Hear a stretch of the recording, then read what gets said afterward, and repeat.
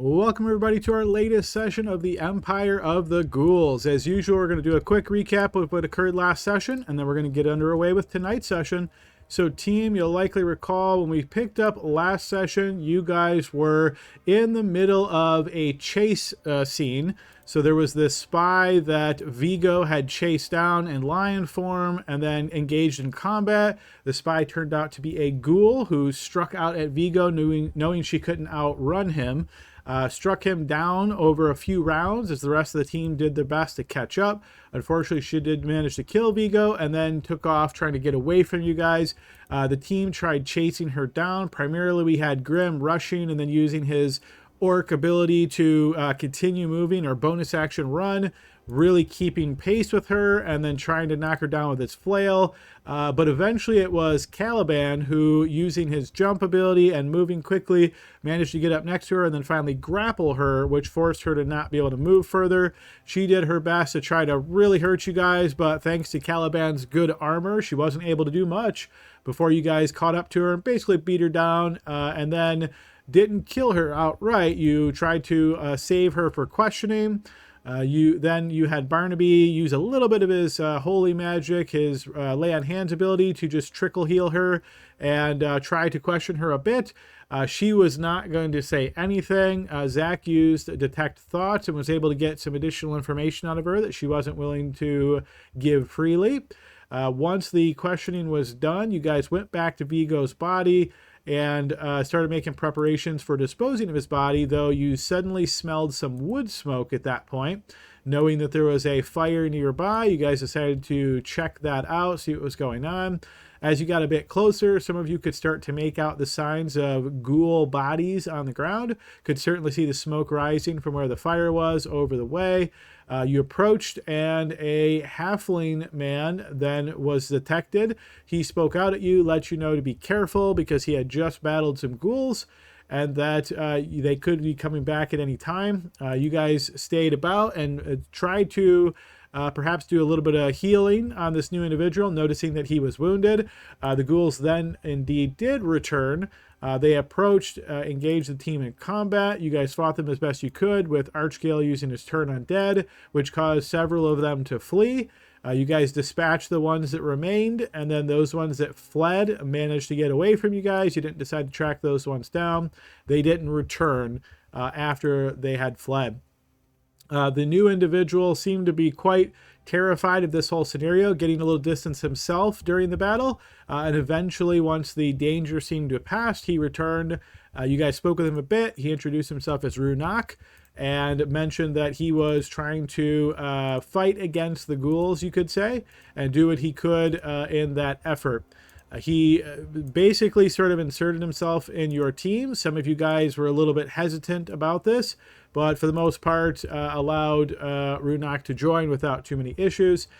He then joined with the group as you guys continued on your way to the next leg of your journey, which was the city of Carriessen. Carriessen was thought to be where the court in exile was currently holed up. You guys made your way to Carriessen, ran into some guards at the gate, and had to essentially give them a little bit of persuasion to allow you inside the gate. It seemed as though allowing people inside wasn't too much of a concern, as the town here, the city, had been absolutely flooded with refugees from Krakova, now Krakovar. So the whole area is just flooded with refugees. You guys then entered, saw this castle on the hill, sort of in the center of the town, made your way there, and found that there was an additional set of guards there at that entrance. You spoke with them. They were less apt to allow you to enter the castle without good reason. You guys then showed the letter of introduction that Archgale managed to find tucked away in his backpack somewhere, and presented that to the guard. Once presented to the guard, he went inside, had a chat with his superiors, returned, and then brought you guys inside to this lobby area. Once you were inside the lobby, you had like an hour there to kill, essentially, while their other preparations were being made. Eventually, the group was led out of that area into this sort of large hall where there was a table and 4 individuals sitting it behind it. Eventually, you learned to come of their identities. This was Queen Ursula, Lord Altano, Archduke Avgost and Zosha, who is the daughter of the queen. This is what is known as the court in exile. So these 4 individuals questioned you guys. You asked them some questions. You revealed some information about the Ghoul Imperium, the prophecy or the information that you had received from Rava herself, from her mechanical manifestation in Midgard here, and provided some information that you were trying to thwart the ghouls. After some convincing of the court in exile, eventually they asked you to assist them by guiding Archduke Avgost to a location where he hopes to make some allies, and those individuals also should know the location of the Knights of Sif, which is what your team is looking for to try to track down the Holy Robes of Adeland. So you guys agreed to do that. You had a few days to burn in Carriessen, and once you guys spent those few days, notice again, ton of refugees. Primarily spent your time here picking up some additional supplies for the journey ahead. It was then you guys were made aware during the conversation with the court in exile that there was a Fey Road entrance here in Carriessen near the castle, and essentially this Fey Road would allow you to quickly travel the distance, much quicker than if you had to go over land. But there was some warnings that this Fey Road could be dangerous, as the Fey Roads, some of them have turned dark, you might say. Some people even call them shadow roads. You guys decided to go this way, primarily on Archduke Avgost guiding you or directing you or trying to hurry up the journey. So you guys decided to follow this path. As a gift from the court in exile, you were granted a cloak of elven kind, which I believe Glory took possession of. You guys then entered the Fey Road entrance, which was found close to the castle, and you had to spin around 3 times and do a knock before you entered, and that activated the Fey Road. Once you were inside, you found yourself in this very shadowy realm. There was sort of like a dark forest kind of look to this. You guys traveled it, but as you did, it didn't really seem like much of anything changed as you made your journey. The road and the forest, the trees seemed to just stay that way the same time. After a bit of travel along the Fey Road, you found out in front this sort of drawing in the dirt on the ground. And after piecing it together, you realized it said your money or your life. You guys then started looking around a little curious when a voice emitted off the road that did a sort of a disembodied voice, as you didn't see who was speaking. This disembodied voice said to provide them with gold. You guys started heading up and giving small amounts of gold, and the voice seemed to get more breathy and perhaps more angry and kept demanding more and more gold. You guys did provide more and more gold. Eventually, the voice said just a little bit more. And after having provided around 250 gold pieces, the voice then asked for a magic item. You guys also provided that as well. And then the voice said that essentially you could move on. There was a little bit of last minute chatter or perhaps insults, you might say, from your team towards this voice. The voice then revealed itself as a shadow dragon of some kind, a dark draconic being of large size. It taunted Barnaby a bit, asking the guard to leave Barnaby as a snack for him, but you guys tried to just ignore that and continue moving on your way, and the shadow draconic form didn't seem to take too much worry or concern about this, other than kind of slapping Barnaby in the backside as he made his way forward. With this encounter under your belt, you continued traveling on the Shadow Road, and that is where we left off. So, team, that's my quick recap of what occurred last session. Anything I missed? Anybody would like to add? Yep. So one thing is that we found a note on the ghoul that we chased down. We were able to translate it, and it pretty much just says to watch our party and report it back to Shroudson. Yes, indeed. Yep, go ahead and take inspiration, Archgale. So this note was able to confirm that you guys have been being watched by the ghouls, and who knows what other resources they have to monitor you guys. Yeah, anything else anybody would like to add? We had, when talking to the court in exile, Queen Ursula, Queen of Ursula, she was very taken aback at the drawing, that the sketch that we provided proof that the Archduke seemed to be a target of these ghouls, or Dracula.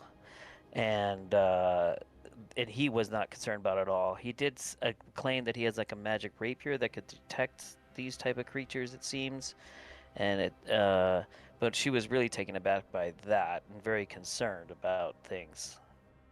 Yes, I'll make a couple clarifications, but good addition. Go ahead, take inspiration there, Grim. Her name is Queen Ursula. She's Queen Ursula of Krakova, or now Krakovar, as it's been overthrown.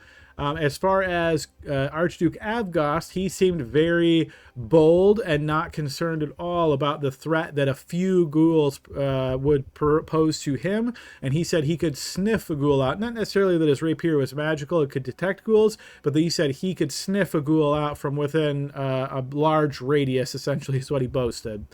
Anything else anybody would like to add? Can I just can I clarify? So Yeah. Queen Ursula and Archduke are from Krakow. Both of those are from the Krakow. Correct. Yep, that's why they're known as Okay. the court in exile, because they were like the royalty of Krakova. And then once Krakova was taken over by the Blood Kingdom, they fled here, and they've been kind of on the move, you might say, always in hiding, but currently in Kariasin. And the priestess is the daughter of. Is that the brother of? Is the Archduke her brother?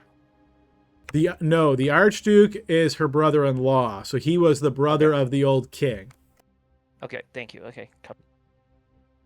Yeah, great questions. Anybody else have anything they'd like to add to the recap? Not necessarily adding anything, but a question. The change from Krakova to Krakover, is that right? Krakovar is what the vampires call it. It used to be called Krakova. Yep. Okay, so the vampires did actually rename it. I wasn't sure if that was like a formerly known as thing, but it was actually renamed by the conquerors. Correct. Yep. So they kept most of the name, but you could say they vampirized it, perhaps. Got it. All right, folks. If nothing else, then we'll go ahead and get started with today's session. So we find ourselves still in the Fey Road as you're traveling that journey.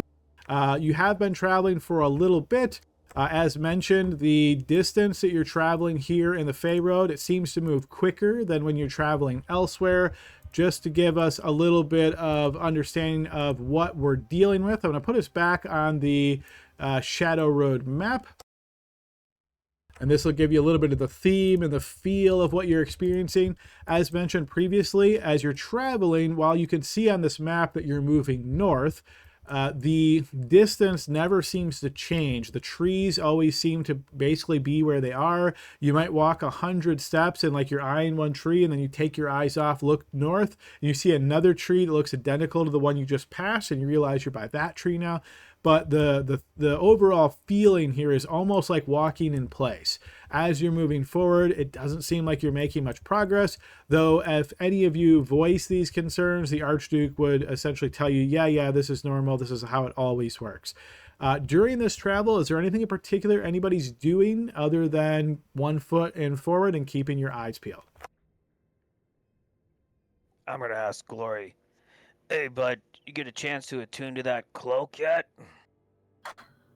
Yeah, I believe so. It matches your eyes. I like it. It should match everything and anything. That's the only thing I was thinking of, is maybe that. Sure. All right, so you guys continue traveling in this dreary realm. You can hear every now and again the Archduke complaining about something or pointing something out or telling someone to pick up the pace if they seem to lag or behind at all. Overall, you're getting the impression that this is not somebody who's much fun to be around. Seems to be very demanding, as you might have an opinion as nobility or royalty tends to be. Probably usually has everything served to him on a silver platter. So this journey is just not something really he has typically done. So you can think of this as, really draining on yourselves, just this over and over insistence on his own importance and on the things that he sees. It seems overall just, again, not something that you really would enjoy. As you're looking back towards the guards and Ivo the scout, you will notice even them, they seem to have learned to perhaps tune him out, because regardless of what he says, you usually hear something along the lines like, oh yes, of course, my lord. It's like very routine, like they don't seem to put much stock in what he's saying, just kind of pacifying him, you might say. So you guys continue traveling along this path for another a day. So another full day passes by. You guys make camp, sleep here on the Shadow Road. Once again, very unnerving. You take maybe 30, 40 steps off the path to actually camp down. Upon the insistence of the Archduke, lay out your tents, sleep. You post a watch. Nothing really uneventful happens. Wake up the next day. The light has not changed here at all. Still just this dim, grimy, grimy kind of atmosphere. Everything just seemingly is exactly the same. As you guys wake up, feel free to apply a long rest since you did sleep overnight here. Once you guys continue traveling back on the path again, it's a very similar day as everything. Again, very routine. You're walking on this path, keeping your eyes peeled. There's not much even sounds or sight of any like living creatures. It's very just desolate. You travel that full day once again, and you notice the Archduke every now and again start saying like, we must be getting close by this point. We must be getting there. And you hear some of the guards saying, well, remember, my lord, it takes time. We never know exactly how long it will take. That's what the books say. That's what they've always told us. And you hear him say, yes, but why don't they make this easier to navigate? There should be signs, or there should be something you can see, like a glowing light or something.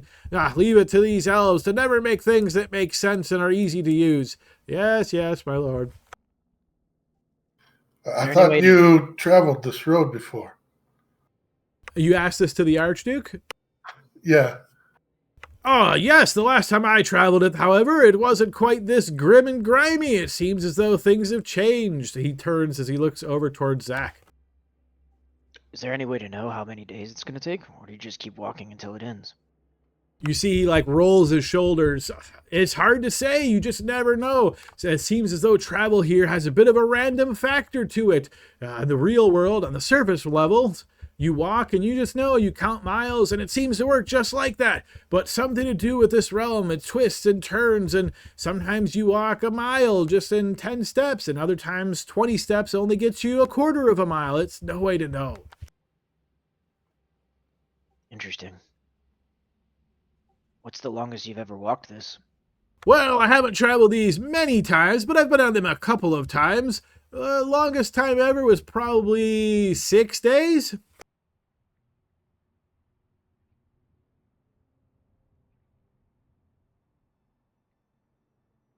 Well, I guess there's nothing to it. What's that? If we were to turn back, would it take the same time, or does it just, like, end immediately? I've never tried that. I don't think so. I think if you turned back until you found a gate, you would face the same travel conditions we're traveling now. It might take you twice as long to get back as it took you to get here, or it might take half as long. There's no real way of knowing. How will we see the gate when we get there? Ah, yes, that's what I was wondering. Well, based on what I know about this path, there's supposed to be an archway we will see. It's like a stone alabaster archway. Once you see that, you walk through it, and then you'll be back in the real world.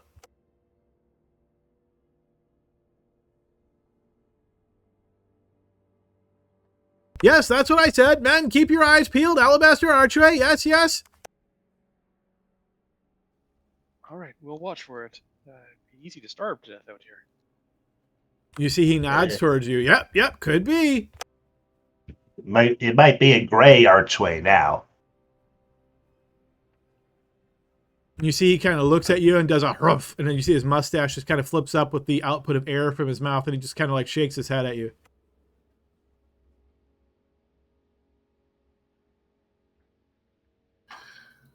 I want to light a torch and drop it on the ground. Okay, yeah, it lights up and it illuminates as much as you would expect, but I assume you're then going to continue walking and try to like look back and keep your eyes on it? Exactly. Okay, yeah, so good thought. You make your way about 20 feet, you look back, the torch still seems there, you can see it bright, it looks perfectly normal. You get like 40 feet away, you're at the edge of the dim vision of the light, you look back, you still see it. You repeat this once you get to like 60 feet and 80 feet, you still see it, but once you get to 100 feet and you look back, you no longer see the torch. I shrug and I keep going. All right, team, you guys continue traveling for another several hours. It's getting late, and I say that only in distance travel, not necessarily in time, because there's no real way of knowing by looking at the sky to try to determine if it's late or not. But once again, the Archduke calls for a pause and says, "Oh, we better strike the tents here, rest, and wake out again in the morning. We must be getting close." And you see he asks his men to get preparations ready. And much like the night before, you see they do their best to put together a small fire, grabbing the wood from a local area here. The wood like cracks and has this kind of strange feel to it. It almost like when it cracks in the air, you can see like dark little bits. It almost looks like smoke emerge from it just momentarily. Then it seems like it's gone. Very similar to the previous night. Starting the small fire to actually cook up some food and that sort of thing. And rest and relax by the fire. Is there anything special anybody's doing this night? I'm not gonna eat the food that they cook with that wood. So Runak just eats his own provisions. Okay, fair enough. When they are cooking at the fire, do their faces get illuminated? They do, yes. Okay. When I look up into the sky, does it look like anything or just like a shadow? Give me a perception check there, Archgale.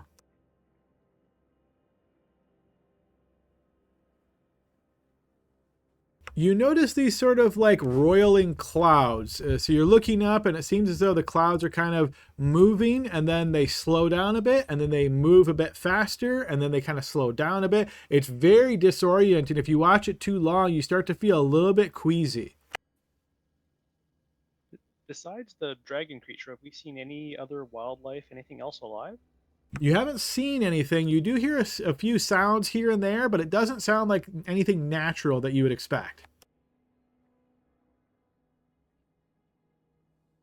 If I mingle with the entourage, can I ask them, oh, what kinds of things live here?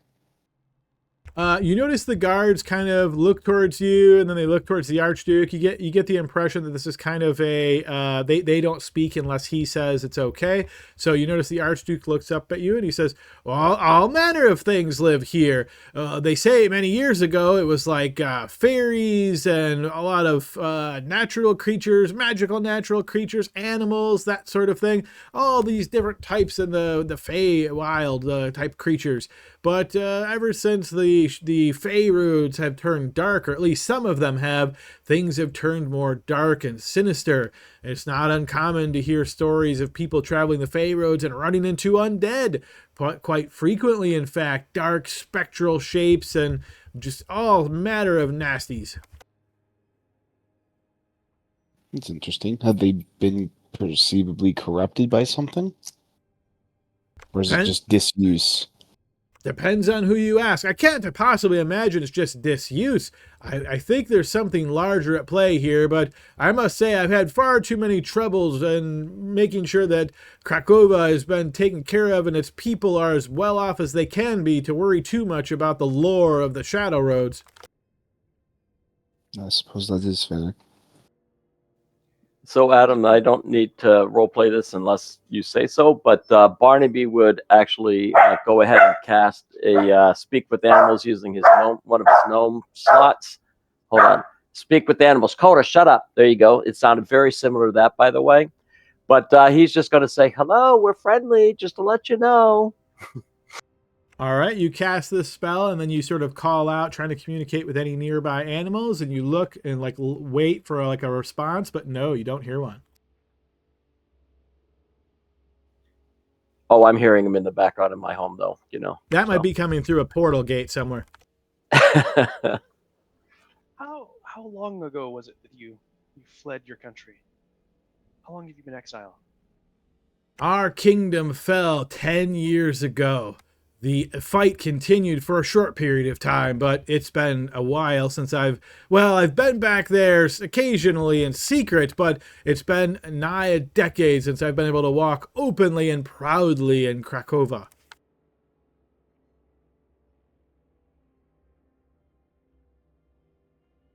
So I'm going to ask him, and you guys may know the answer. Maybe I forgot what the answer is, but I'm going to ask him. So what about these Knights of Sif that we're eventually looking for? Are they part of your kingdom too? No, they are not part of our kingdom, but Sif has always been worshipped around the land, and there was a following within Krakova as well. When the vampires approached and dominated the area, just destroying our forces, thanks to that insidious alliance with the ghouls, some of the followers of Sif may remain behind, is what we hear, and they're sort of acting as covert hit squads, trying to take out the undead forces where they can. Oh, that sounds cool. He nods. Yes, indeed, those holy warriors of Sif are quite brave.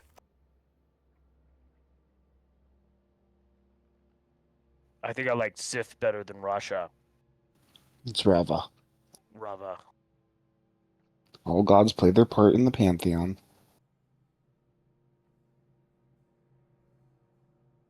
All right, so as you guys are setting up the tents once again, I'm going to go ahead and move us over just to give you a feel of what this looks like with your large traveling group. So you'll notice that there are 3 tents set up on the west side of this break here. This is where the Archduke and his entourage are currently all bunked up. There's 4 other tents. I know at least 3 of you guys have tents, but I believe you guys have 4 tents if I recall. But those are set up for your use. Feel free to use which one you want. And if anybody's taking watch, for example, you can declare who that is and remain outside one of the tents. I can take first watch. I'll take last watch. And Caliban can take the middle. Oh, I can definitely take a watch too. You know, maybe it may be wise for us to partner up with one of the guards or somebody. Or are they just not helping? I think we should be responsible for our own watch. Just to be sure, right? I agree. Partners are not a bad idea, though, if anybody wants to join me for the dead of night. Oh, I can join you. That'd be great.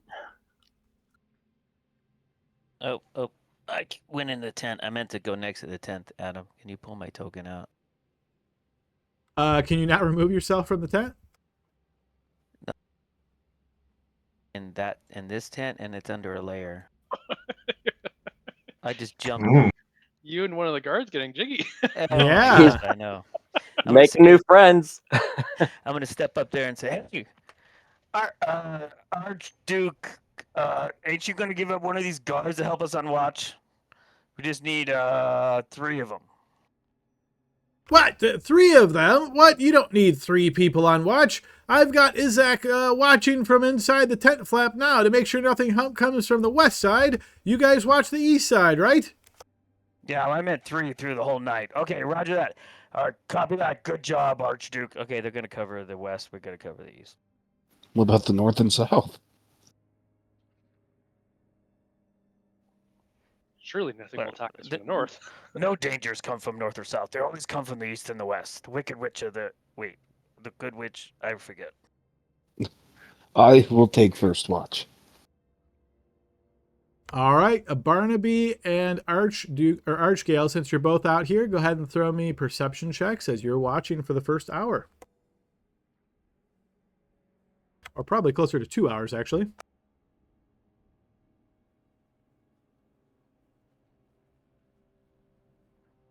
All right, Barnaby, it's on your watch here. You're sort of looking around both directions. You notice a slight chill in the air here. The temperature's been kind of flat this entire time. It's a little bit on the colder side, but not like concerningly so, not close to freezing or anything like that. But you notice as you're kind of just walking around, you do one of these exhales and you see your breath just suddenly comes out and you can see it as though it's quite cold. And you start to realize it's dropped in temperature, probably 10 degrees or so. Within how fast of a period of time would I estimate? Within minutes. Archgale, are you noticing the cold? I mean, it wasn't this cold earlier, but it's getting colder now. And remember when the smoke was coming and everything? I don't remember the smoke being as. I mean, we don't have smoke problems, but more changes. It's pretty cold. Should I get a blanket? Yeah, I don't know if cold means a creature's coming. Last time when the smoke came, that was a creature. So maybe there's a cold creature coming. And as though your voice is giving reality to the air, Archgale, you're going to notice movement off to the east suddenly. I'm going to go ahead and put you, Barnaby, and this mysterious friend into initiative. Oh, a friend. Oh, okay. It's cool then. Yeah, he said friend.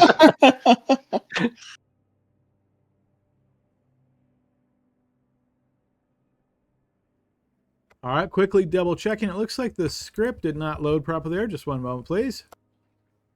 But yes, as I'm doing this, I'll give you a little bit more description. So, Archgale, as you're looking off to the east, you're going to notice that there is some movement in the tree. So like the tree cover, the leaves, that sort of thing that are hanging down from that tree that's just to your east. You'll notice it kind of like shudders or shuffles a bit.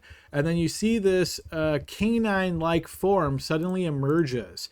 As it does so, you can see it is quite large. In fact, about the size of perhaps a horse. As it emerges, you notice that it looks towards you, and it doesn't look to be particularly friendly now that you got a better look at it. Looks a bit more sinister, you might say. I'm going to go ahead and reveal that one, and I'm going to re-roll the initiatives to make sure that the script is working properly. And What for part of it reference, doesn't look as friendly? its eyes, its mouth. Yeah, not looking friendly at all. All right, looks like that fixed it. Let's go ahead and re-roll those guys. It could be a good dog. All right, so Archgale, you are the quickest to react upon seeing this. What would you like to do? Oh, all right. I will try to awaken my friends. So I will excuse me here, Barnaby. Wait. Oh, there we go. And lean in the tent there, and give Grim a reach down, shake him. Hey, we're being attacked. There's something out there. Oh, shit. And then I'll move down tent. And I assume that's a whole action that is right there. So if you're just calling out, then no, I won't have that cause you your action. But even though you guys have only been in your tents for a little bit, it's certainly possible that you've fallen asleep in this first 2 hours. So I can't say you're just automatically awake. So Grim and let's see, whoever's sharing Grim's tent, I think that might be, is that Runak in there with him? The two of you, I'd say, go ahead and give me perception checks. And just for reference, guys, I kind of did this quick and dirty style. I'm assuming the tent's open like this, right? So basically they're facing the center. So if you want to exit the tent this way, you could always set them up the other way if you wish, but just for ease of play, let's assume that they're open to the west. All right, so Grim, you actually don't wake up to Archgale's calling. So Archgale, you poke your head in, you realize that he's, fully asleep. And when you call out to him, he doesn't wake up. Runak does, however. Okay, well, that's better than none. Oh, wake up, Grim. We got trouble outside, probably more ghouls.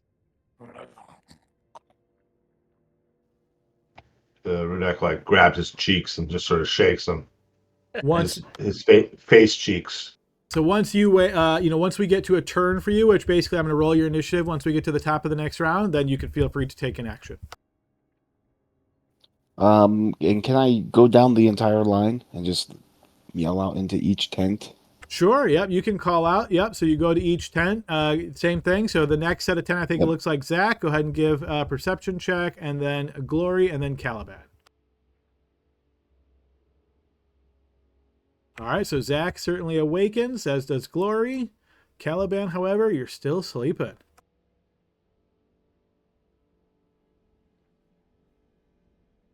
Okay, so that would be 5, 10, 15, 20, 25. I guess I'll just move back up right here, and then my turn. Safe to say all of us that were sleeping too were sleeping out of our armor. That's my assumption, unless you declare otherwise, because sleeping in armor has a penalty. So my assumption is that you're sleeping in just regular clothes. Your armor, your weapons are on at the side of you at your tent there. All right, Barnaby, you're going to hear movement as that doggy rushes his way over to here. knowing a little bit about animals, you're worried like, oh, this dog's about to bite me or something like that. But instead, you notice the dog faces its mouth towards you and it exhales a cone of frost towards you. So I'm going to go ahead and put this guy on the screen. If you're within this cone, this means you are affected. All right, so as he blasts out this cold, this is going to hit Barnaby, Grim, Zach, Archgale, and Peanut. So here it comes. You'll see, hopefully this will work in chat. All right, so you notice as this cone exhales, I need you to make a dexterity save, DC 13.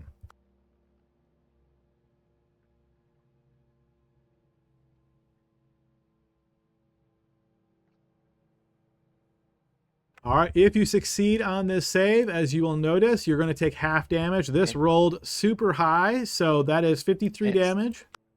Inspiration. If, yep, you can burn your inspiration. Just go ahead and type that in chat, burning inspiration, and then reroll.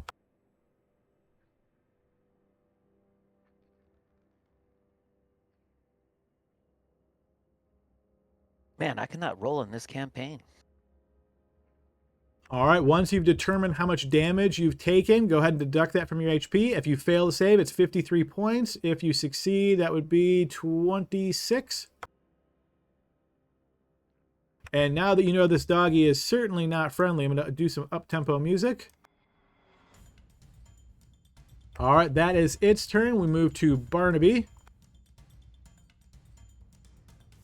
All right, so I'm going to go ahead and yell to everybody, not just select few. I'm just say, attack! Swords up! Attack! And then Barnaby is going to go ahead and use his bonus action to do some healing of himself.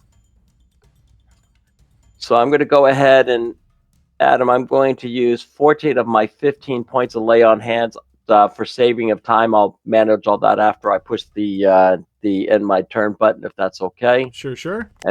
And then as far as a spell goes, I'm going to go ahead and actually cast, seeing that this here went this way. Can I see anyone other than Archgale and myself with the tents right here? So I would say you're basically at the flap. I assume the flap is closed because, again, it's cold outside, right? So the flap would be like kind of done up. You could throw it open if you want, but it's at the moment it's kind of, it's not tied tight, but it's, together. So other than maybe reaching a hand out, I'll call it interact with object, you could peek through and see who else is in there if that's what you're asking.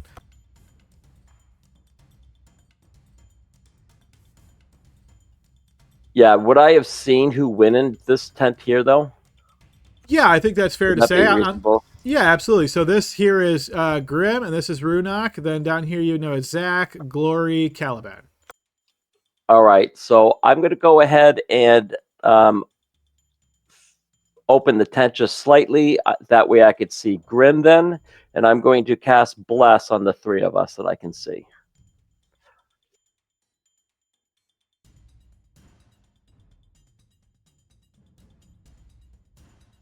Obviously at a first level. And then I'm going to go ahead and move 1, 2, 3, 4.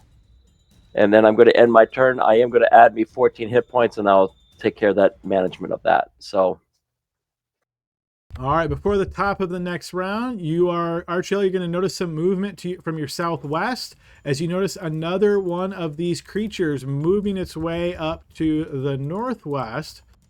As it rushes up to the side, you hear it biting into the tent there. Okay, now at the top of the round, if you A, were woke up, or B, took damage, which would make you wake up, and you're still conscious, please go ahead and roll initiative. Even if you're not conscious, please roll initiative, because you'll have to make some death saves.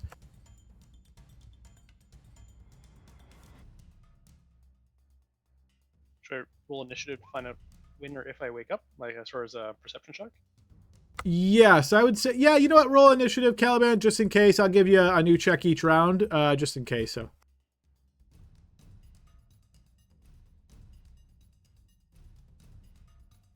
Whew, this is a rough start for my rolling. A 3 and a 2.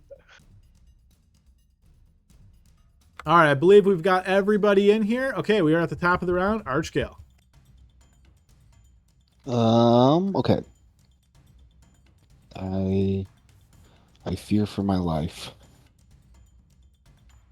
I am going to cast. Let me count really quickly.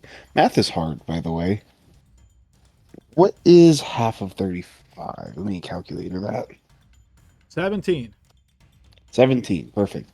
So I would need 8 hit points. I guess that's not really worth it to burn that. Um, I'm going to uh, cast Cure Wounds on myself.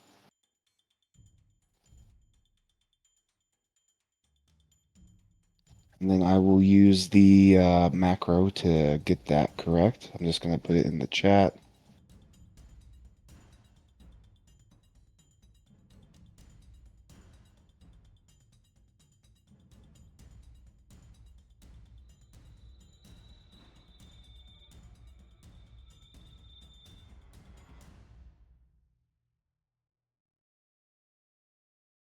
Okay, so I'll get 19 back, and then I'm gonna take a step back.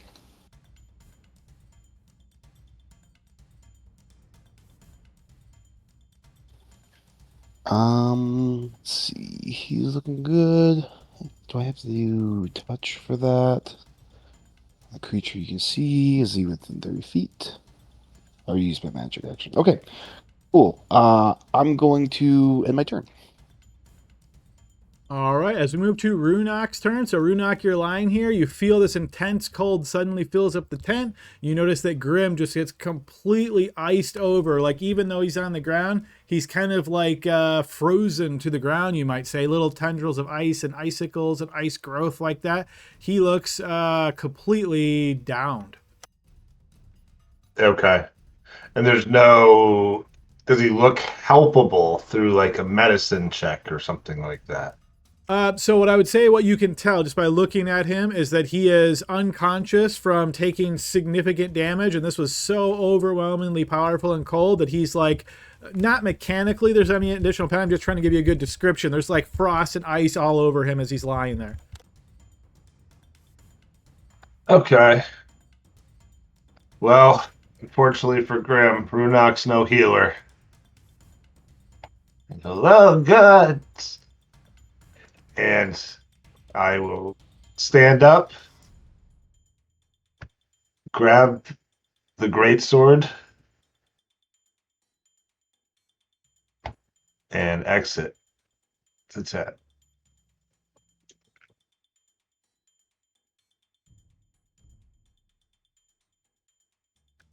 And I'm going to is grabbing the sword the just a interactive object? Yep.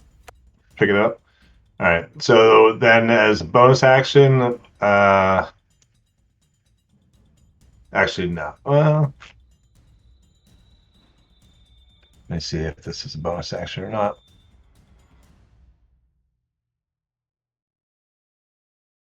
Yeah. So he's going to cast Armor of Agathis at second level.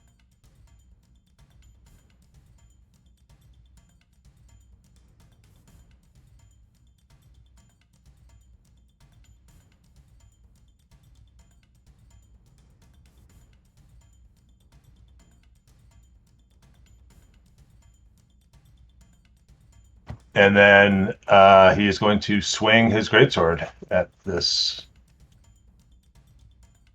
All right, feel free to make your attack.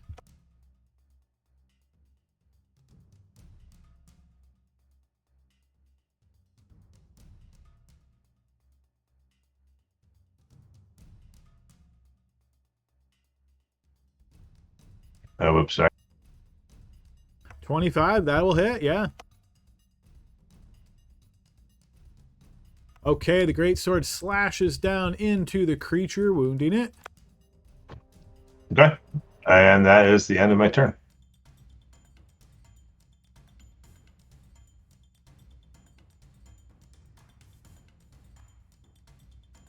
All right, on the creature's turn, it is going to face you, Runak, as you have just struck it, and it is going to try to bite you. 18 against your AC of 13, so that is certainly going to hit. As its jaws snap into you, it's going to deal 22 points of piercing damage. Okay. And when that happens, it takes 10 cold damage. You notice that it is not hurt at all by your cold damage. It's a cold. Oh, jeez. Barnaby, your turn.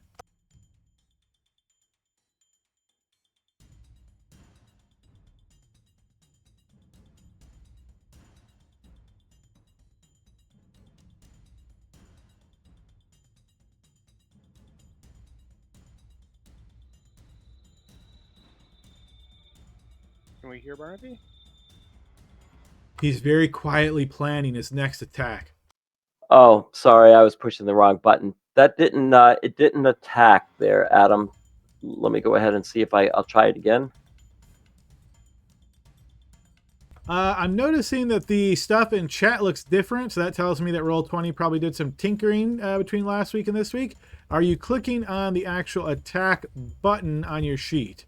So where it says like on your sheet +5 attack, go ahead and click that instead. No, I think I'm pushing on the item. Sorry. Yeah. Okay. Maybe that's it. Yeah. You don't get to take my 24 because we know you don't. Oh, look at that. All right, that hits. I won't take your 24 because I don't need it. All right. And so that's going to be with the Vex, just as a reminder. And I am going to go ahead and use a bonus action to go ahead and do a smite. Okay.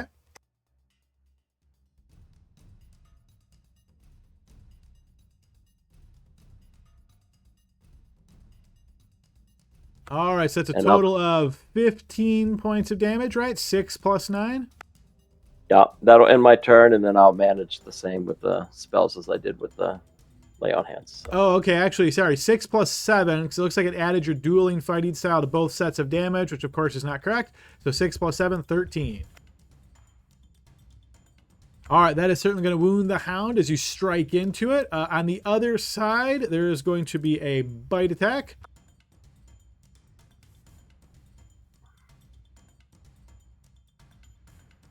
Okay, you're going to hear the sound of commotion. Archgale, I'll say you are going to notice as this large hound has one of the guards in its teeth.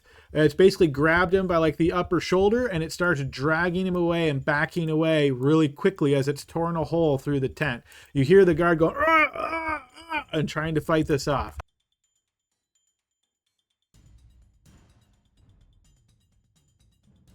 All right, Grim, currently, yep, appreciate that, and we'll move on to the next. Eddie, and just because obviously we can't see it, but Grim, just remember you are blessed, and that does count in case that helps you at all.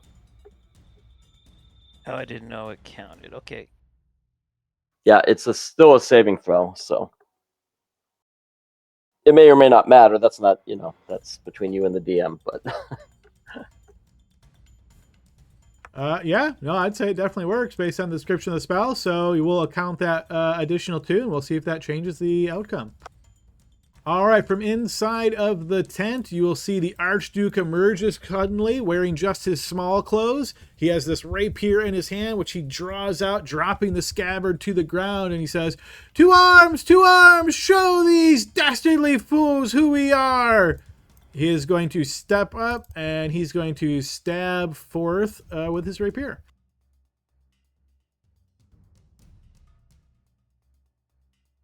And then his character sheet's going to crash, so I'll reopen.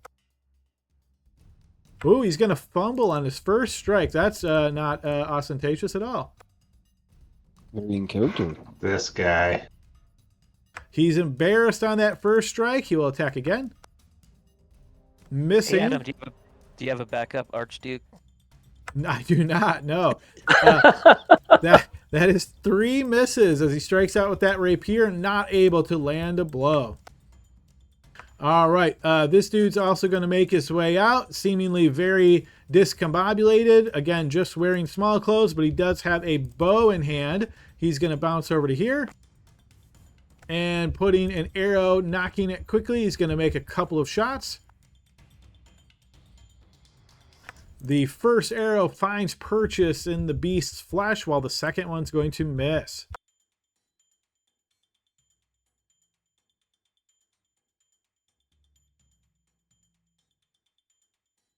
All right. Unfortunately, damage is not working in the chat, so we'll post that from the sheet. All right, 3 points off the creature. That is going to wound him. This, similarly, guard is going to emerge, not wearing their armor, but does have a weapon in hand. So you'll notice the guard emerges with a spear at the ready, and he's going to stab forth. That'll connect, piercing into the hound and wounding it as we move to Zach's turn. GM, death save, please, Zach. Yep. All right, it's my turn. All right, and then we move to this guy's turn. Also going to emerge from the tent, bounce over to here, and strike out as well. That is going to miss as we move to Glory. Glory, remind me, were you awoken? Did you make your perception check? I woke. Yeah. Excellent. All right, it is your turn. I'm going to grab my halberd. I'm going to stand up. I'm going to walk out of the tent. I assume I see Peanut totally frozen. You do indeed, like an icicle.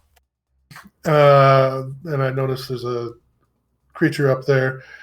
But I'd also think I'd noticed this tent was completely frozen. I would agree with you, yeah. I'm going to step up and I'm going to use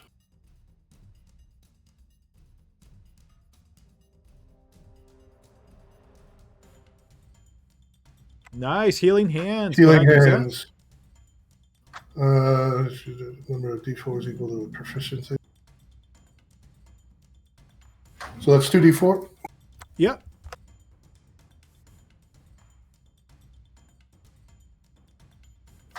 Nice roll. Attempt to heal Zach for 8. Okay, Zach, you're so I restored to stood HP. up. 5, 10, 15. That was my action. My bonus action, I'm going to rage.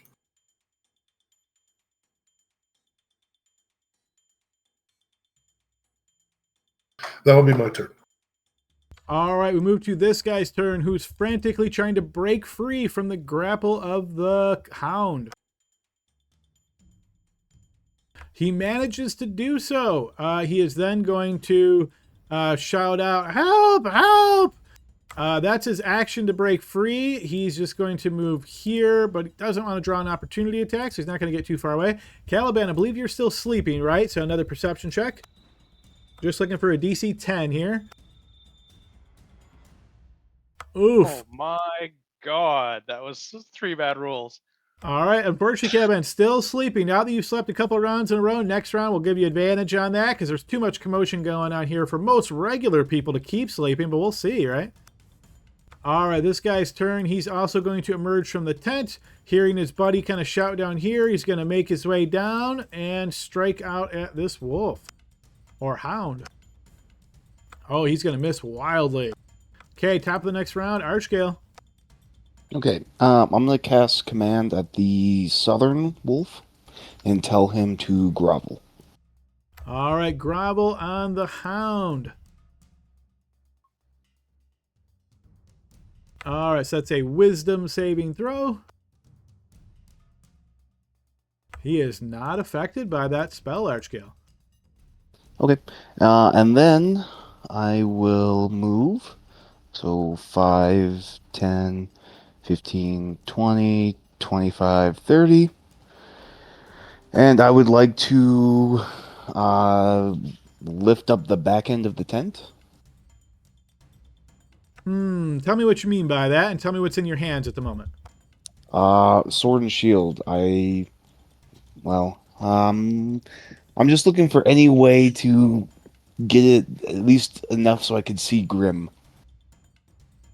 I guess what I would say is if you're willing to damage the back end of the tent, I'll let you interact with the object to basically like just cut a real quick swath and get eyes on him. Okay. All right, so you do a real quick slice of the tent and fabric splits open, giving you like maybe 2 inches of visibility inside. Okay, and then I'll cast Healing Word on him. Sure, yeah, go ahead and post that. And then let me do my macro.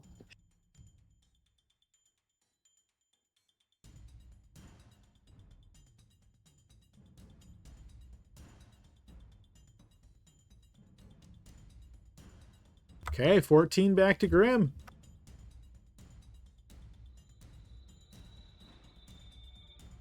Am I still sleeping, Adam?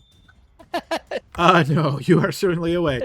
Oh, that does remind me, though. Those of you guys that were knocked out and then brought back, remember to apply your 1 level of exhaustion. All right, and I will end my turn. Okay, Runak.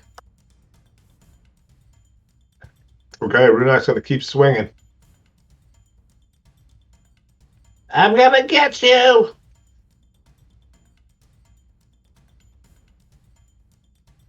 Yeah, the sword connects on the beast again. Slashing into its hide and wounding it. I think I rolled a 2 on one of those, possibly. You rolled a 3 and a 2, yep. I have the fighter great weapon thing. Oh, so that'll make it a 3? Okay, I'll take 1 more off. Yeah, okay. Sorry, I should get a macro or something for that, just because Yep. it's going to happen a lot. But Yeah, and then remind me after session. I'll get that built for you. okay, and then as his bonus action, he's going to second wind. Okay, yeah, feel free.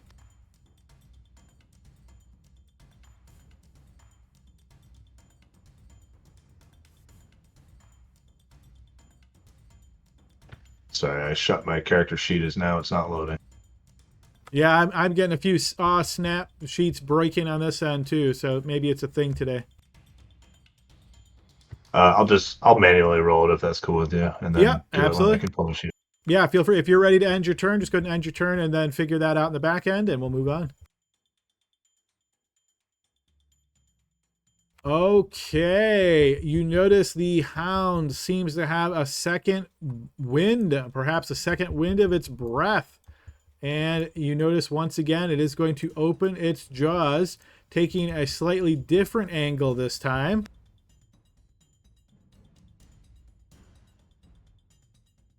It is going to usher forth cold in this direction. That is going to hit Glory on the PC side. I'm going to make some NPC saves here. Let me go ahead and post the actual breath. All right, there's more of basically an average roll. All right, Dex save 13, Glory. And here comes some NPC saves as well.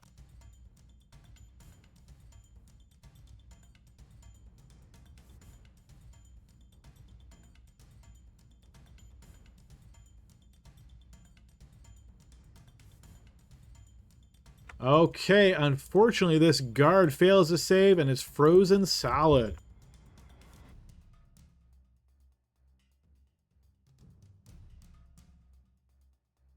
All right, and then see this. He made his saves. He's going to take half damage. Scout is very wounded. The Archduke failed his save, so he's going to take some big damage.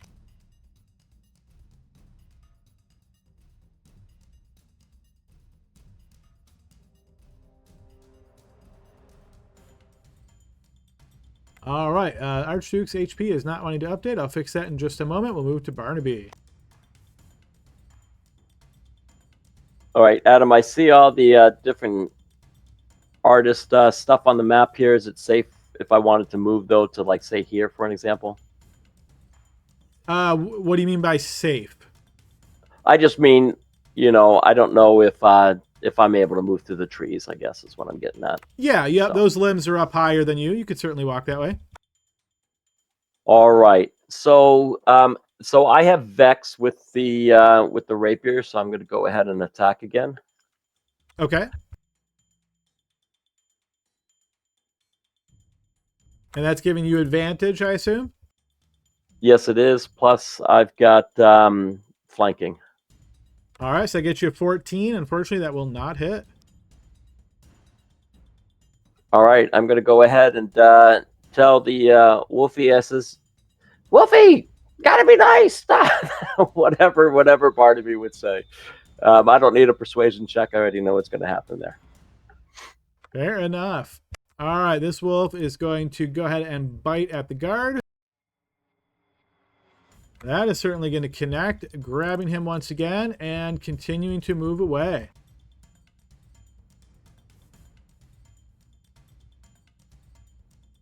You hear him shouting out again, help, help!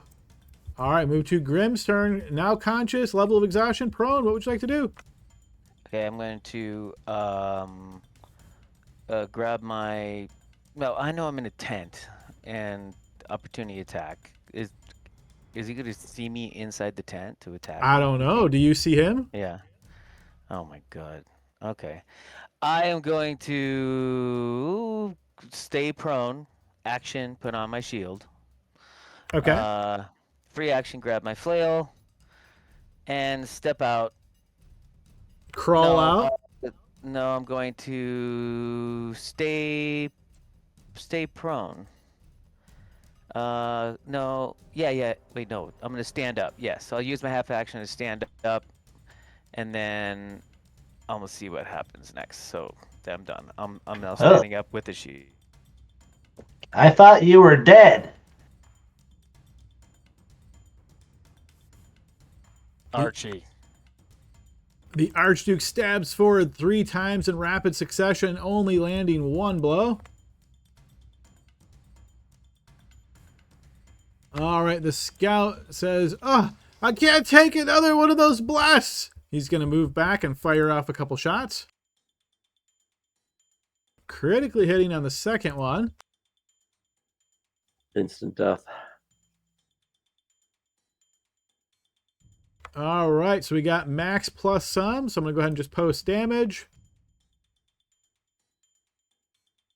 So his max is 10. He just rolled another 10, so that is going to be 20 points of damage.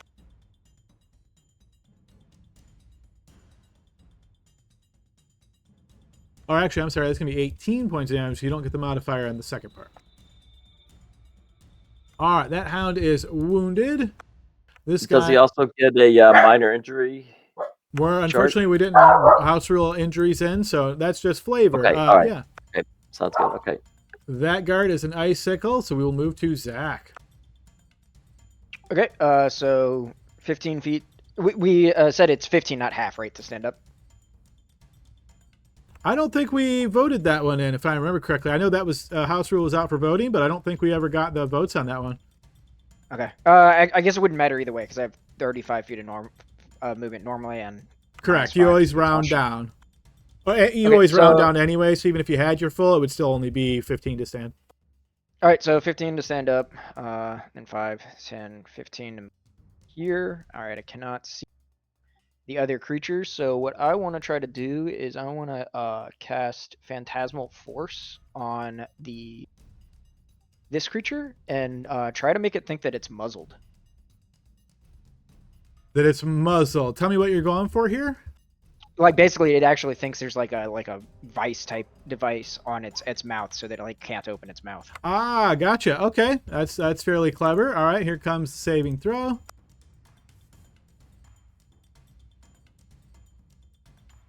It is going to succeed on that save. Okay, and then I will use my bonus action to drink a healing potion.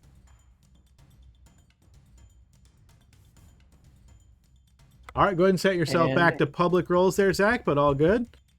All right, yeah, sorry. Yep, no worries. This guard's going to move here, take that flanking position with Runak, and strike out with his spear. Not able to connect there, however. We'll move to Glory's turn. And I'm going to take a step to the side here, bonus action. I'm going to use Warrior of the Gods to give me 3d12 healing. Okay. Oof, rough roll, 11 back. Then I'm going to strike at the wolf with my halberd. Sure, yeah, make your attack. Unfortunately, that is going to miss. I'm going to take one step back in my turn.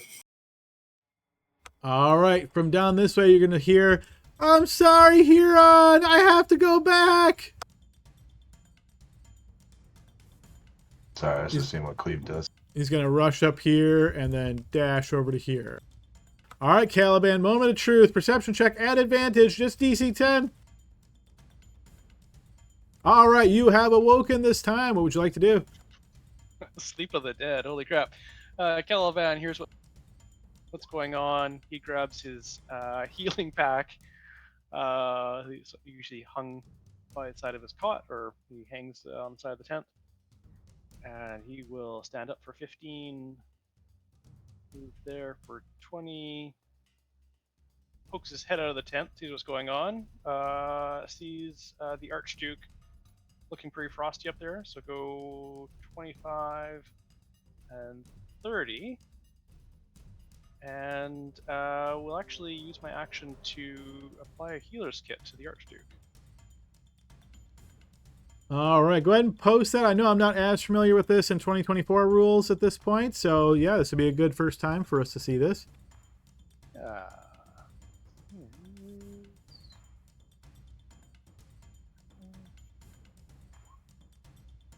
Basically, it gives them a chance to roll one of their hit die. Oh yeah, he will certainly do that.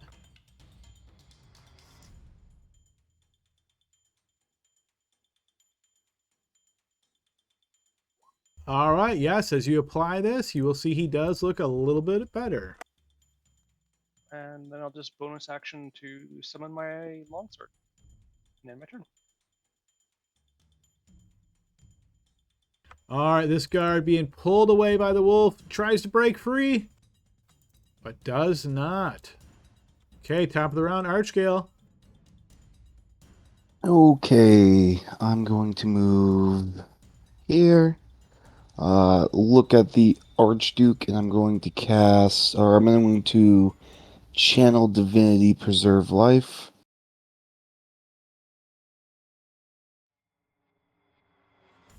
All right, so you are currently level 4, right? So 20 HP that you can use, but you can only restore people up to half. So you can give him 3 HP. Oh wow, he is a lot. I did not. Okay, that's fine. Oh, is this thing not updating again? His health bar, it's updating for me. I don't, if it's not for you guys, I can't tell. I saw it. Okay. I guess it was just a measly 3. That's fine. And then I'm going to move back and cast. I'm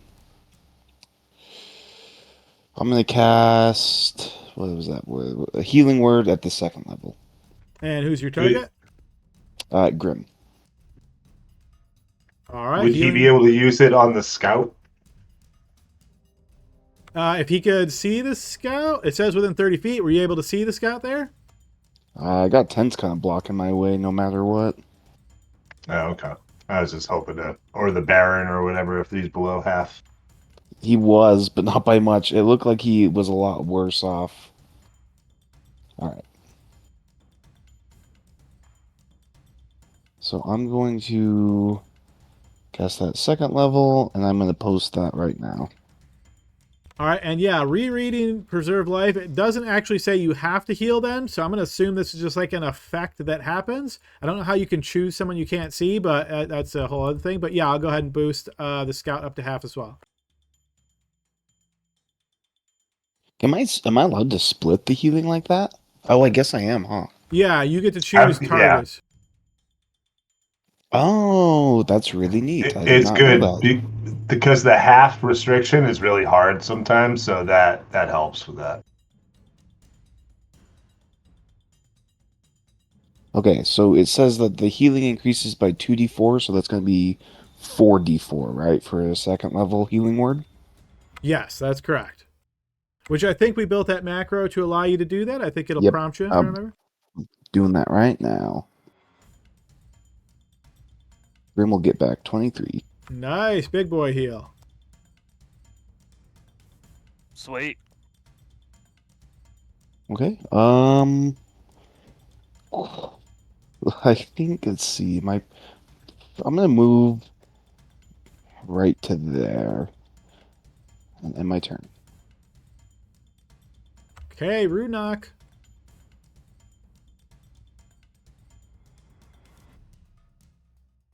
Okay. Rudak is going to. Um. Yeah, he's just gonna keep swinging his great sword, just screaming in his high pitched voice. You've struck twice, but oh no. Oh, no. Fumble.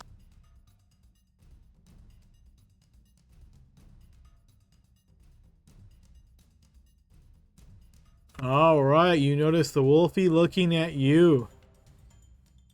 Oh, jeez. I guess if that happens, he's going to bonus action Misty Step away. Okay. If he sees the wolf looking at him. I'll say you All definitely right. notice the effect of the fumble, so yeah. Okay.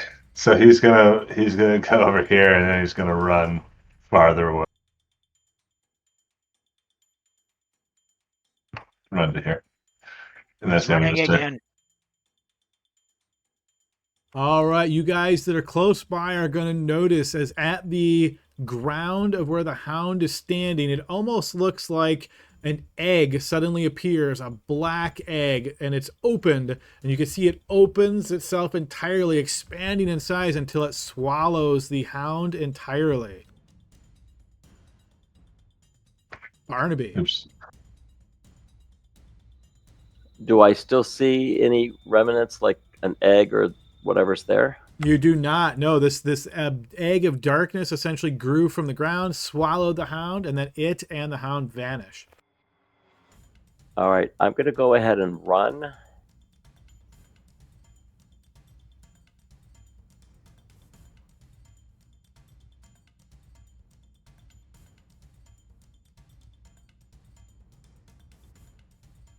All right, I can kind of see this guy down here, the other wolf. I'm going to go ahead, and I know I'll probably have some negatives there, but I got to do what I got to do, so I'm going to cast Eldritch Blast at that creature. Okay. That will hit.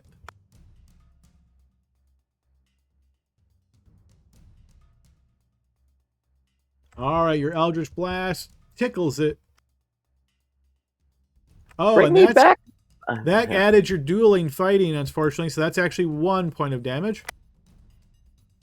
Why is it adding? Okay, that's odd. Something they did Yep. over the last update. The hound is going to continue rushing off, getting quite a distance away from you guys. Unless anybody has something special, I'm going to call this guy out of reach.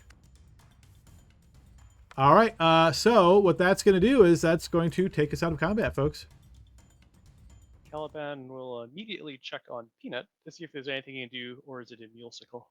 It is indeed a mule sickle. Yes, frozen solid. It looks as though the only greatness or happiness that you can take away from this is that you are quite confident the mule felt no pain whatsoever. He was flash frozen. Oh, so that's good. It'll last 5 more days and we can eat them later. Yeah. Why doesn't someone just smash it into little shards? I'll take some. Poor little fella. He worked really hard, and say Caliban's being very sympathetic to the frozen mule, but kind of ignoring the frozen guard behind him. I would like. So I'm gonna say, wow, that was a horrible fight. That was unfortunate. I didn't notice anything except that I was cold. Thanks for saving my ass. Yeah, anytime. I would like. Let's see if I could get the Archduke, his scouts, and Zach, and anyone else who within that who would like to join me in a prayer of healing before Yes, we please. try to go back to sleep. I could use some healing. Yeah, I'll join you. I only have 5 I can pick, so obviously the 3 worst, and then next 2. Can I pray to my goddess instead of yours? I tell you what, I will go ahead and cast a spell to heal myself, so no need. Okay, then that will work perfectly. 1, 2, 3, 4, 5. Okay. Let me. Adam, is everything all good with that? Post your spell, and we'll read Okay. and do a quick double check.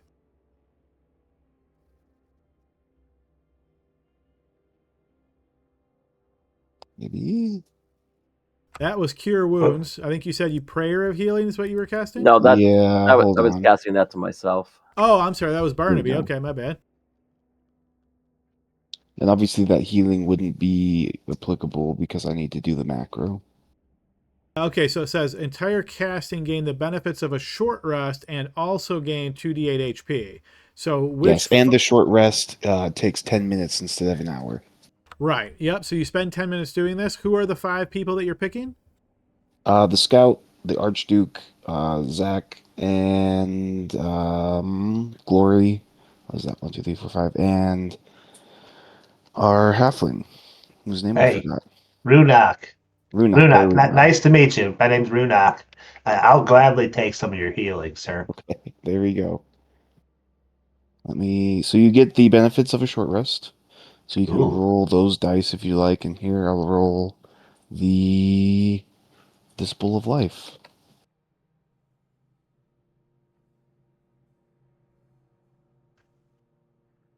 That's really good for me. I get some of my magical power back.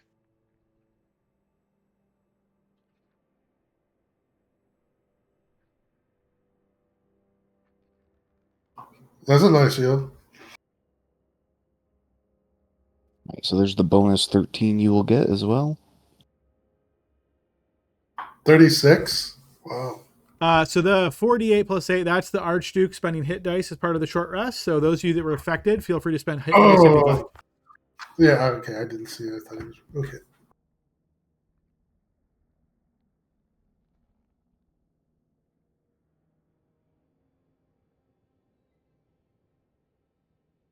All right, yes, the Archduke and the Scout are fully healed thanks to that.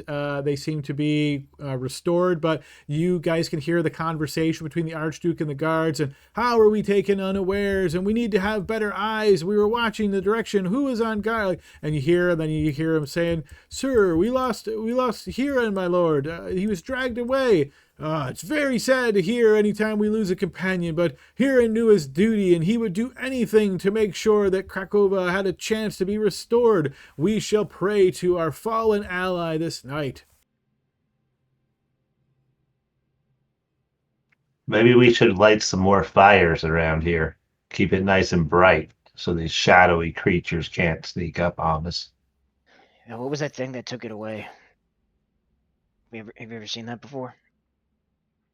I can't say that I have. Some type of large hound. I'm not familiar with that beast. Might be almost anything. Some type of evil creature, no doubt.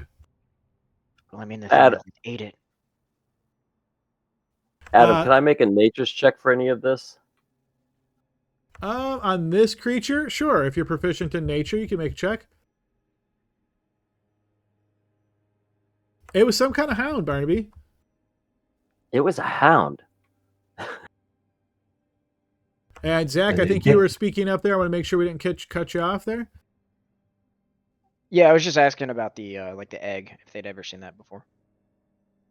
You notice the Archduke kind of ponders for a moment, and he says, I think I have seen that once before. Same thing. It was one of those elf types that worships the queen, and they spoke some words to us, and then they said they would return and let us know later. And similarly, that dark egg appeared, and they were just gone. So Fey magic. He nods. Must be dark Fey magic. Wait, which queen do they worship? The Queen of Magic Knights, or Night Magic, or whatever it's called. Well, maybe something's looking out for us. Or that creature, because we were about to kill it.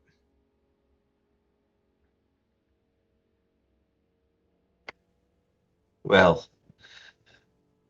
I know the queen is not a malicious being, so I don't think she would be sending these wolves to attack us.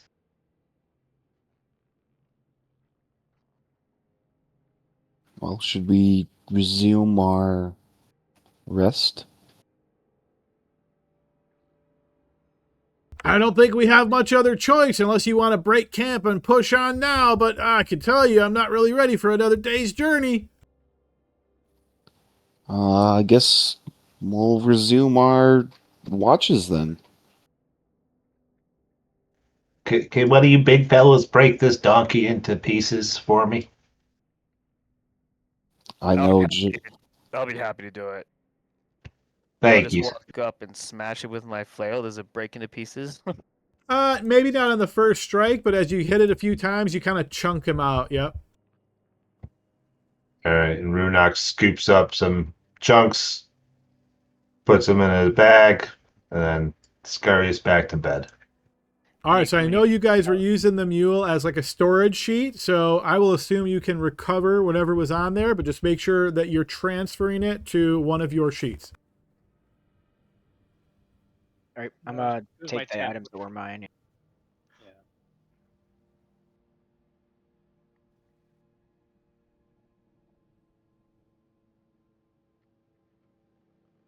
All right, guys, you resume watches, and the bit of time passes by here. You're quite nervous. Continue watching, looking for any signs of these hounds returning or really anything else.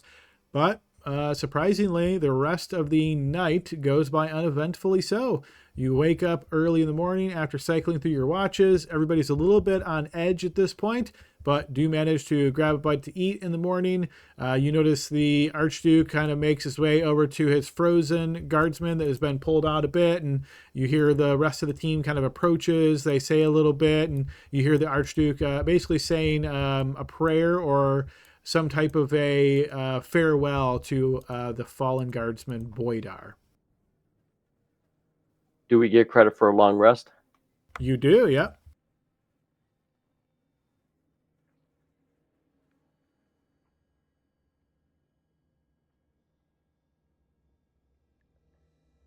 And then any exhaustion we gained will go away on this rest, right? One level of exhaustion goes away upon a long rest, yes.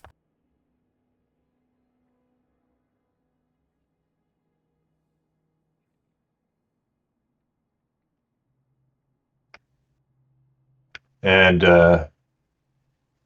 Runok goes up to the bear and he's like, I'm gonna say a little blessing for your friend here in honor of the queen. You'll notice the Archduke looks over towards you and he kind of like narrows his eyes a bit and he says, we've got it covered. Thank you, but we've got it covered. Okay, suit yourself.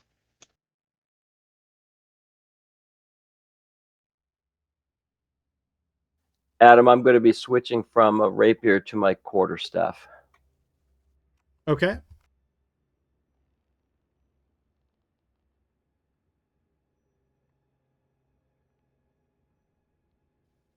You're small, so is that more of an 8 staff? Sorry. It's a bucket of quarterstaff. All right, guys, I assume you pack things together once you're done and start making your way, continuing on the path.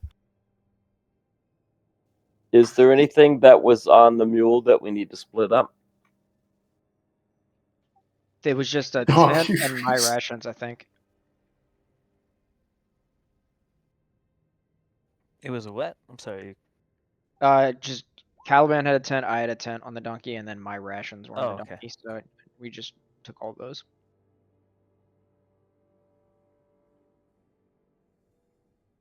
As we get going, I'd like to light a torch. They burn for an hour. I have 9 left. I'm going to track time that way as best I can. Okay. All right, you guys continue traveling. Again, just for ambiance sakes, I'm going to move you back to this area. You guys continue traveling along the shadowy paths.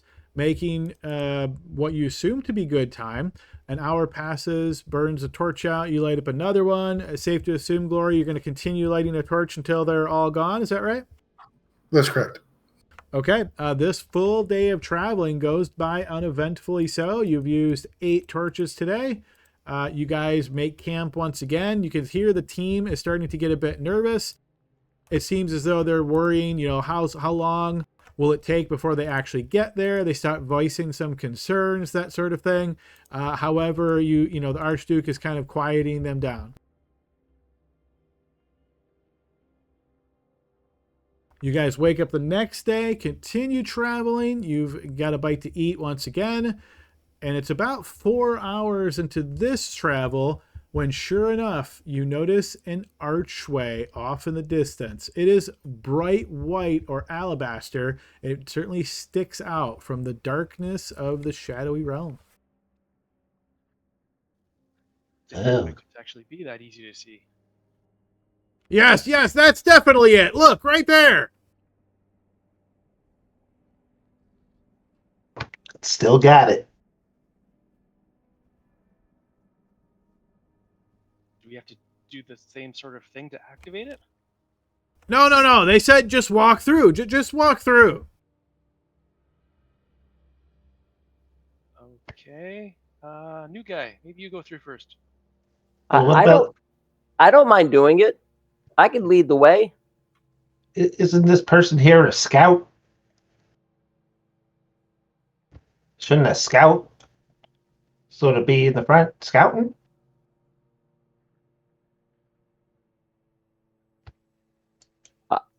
I'm going to go through the archway.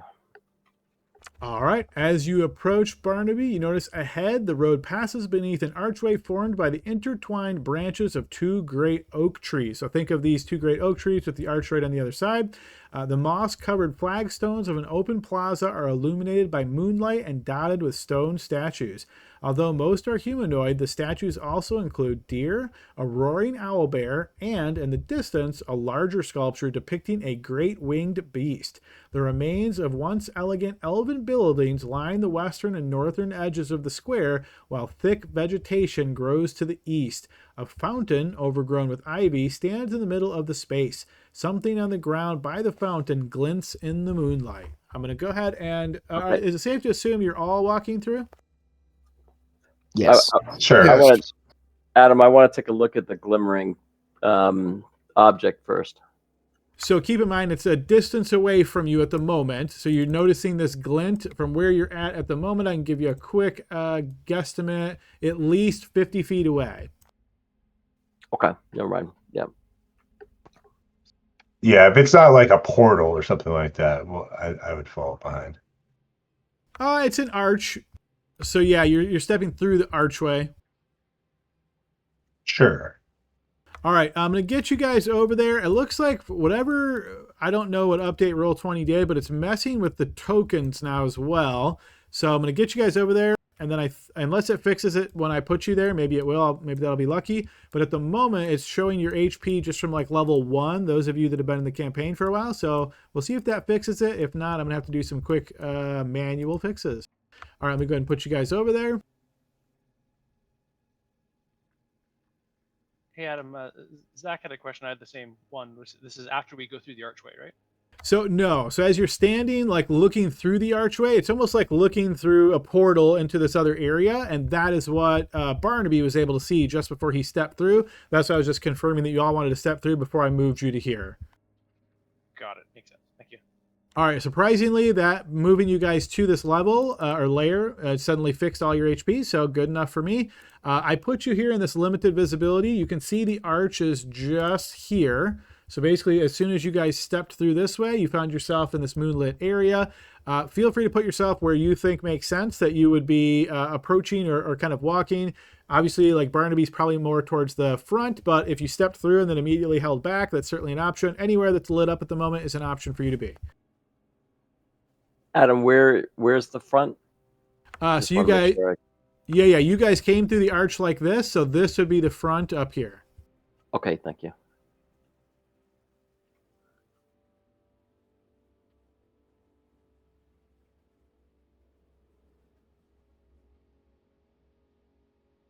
All right, I'm going to go ahead and put on more generic music as you guys have exited the Fey Road there. It looks like everybody's good where they're at the moment. Let me go ahead and remove the light barrier. And Adam, I would have made sure my shield was on before I went through the arch. Yep, you guys are traveling, so I'm assuming you have, weapons and armor at this point. All right, so you step through, and this is what you are able to see. You'll notice that now that you're out of this dim, grimy, gloomy type of area and into this moonlit area, you'll notice that the Archduke kind of rubs his eyes a little bit. That's a little bright from moonlight in my estimation, so I'm going to dim the light just a little bit. Hopefully that makes a little bit more ambiance. Yeah, so this is what you guys see. Anything you're doing right off the bat or anything you're mentioning or pointing out? Looking for enemies, danger. Okay, keeping it's your just- eyes peeled. Is this the place? Are we in the right spot, Archduke? Yeah, where are we? You notice the Archduke kind of moves about, starts looking at the statue. His guys quickly, coordinate around him. You see he looks and he nods slowly. Yes, this is it. This is it. This is the stone galleries.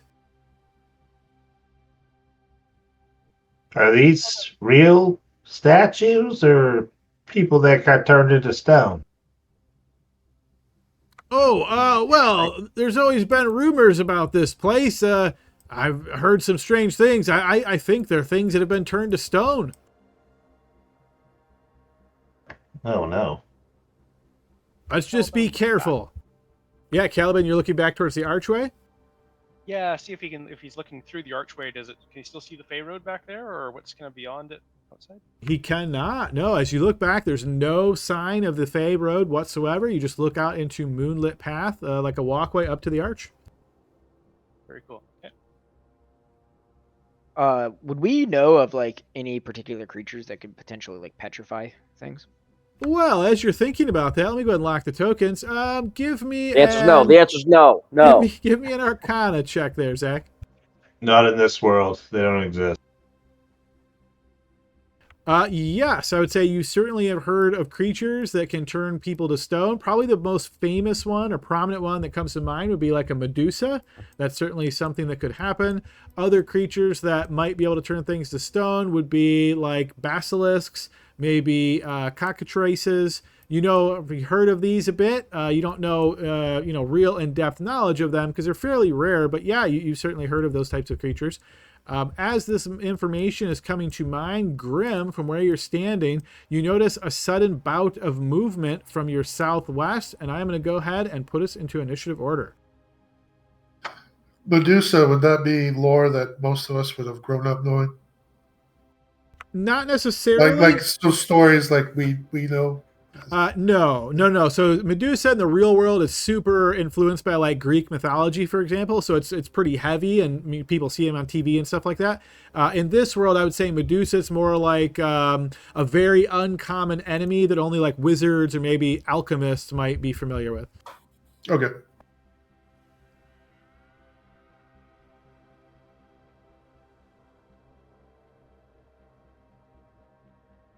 All right, and then I believe we have still one person with alert, right? So if the person with alert wants to offer to switch with anybody?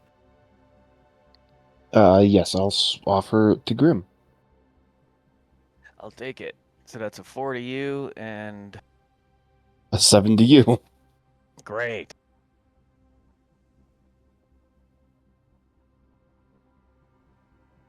Okay. Good. Okay.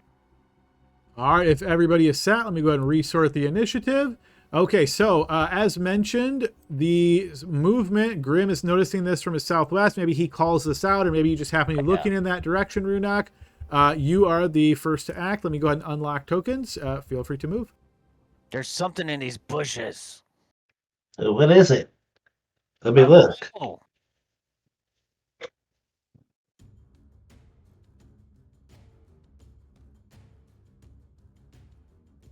Oops, I think I just saw Glory move. Are you moving, Glory? Oh yeah. Oh, sorry. I think it was there. Okay. I still don't see anything, so I guess I will hold on to an Eldritch Blast, and I will do Eldritch Blast if something aggressively appears in my view. Okay. And yeah, why not? As a bonus action, I will cast Armor of Agathis on myself. Okay.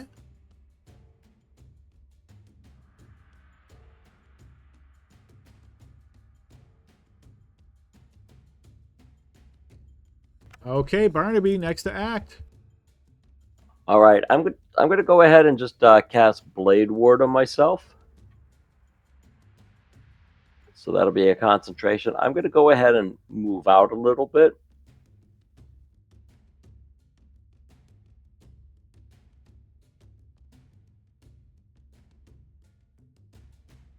I may as well just take the full movement just because I can, and I'll just end my turn. Okay, Zach. So the movement was over here, right? That we were. Yes. So- Right there's something in those bushes. Exactly. Yep. Then I will run up this way. Say there, and I will ready my action, or if I see anything, making a hostile action, I will cast Sorcerer's Burst at it. And that'll be my turn. Okay, Glory.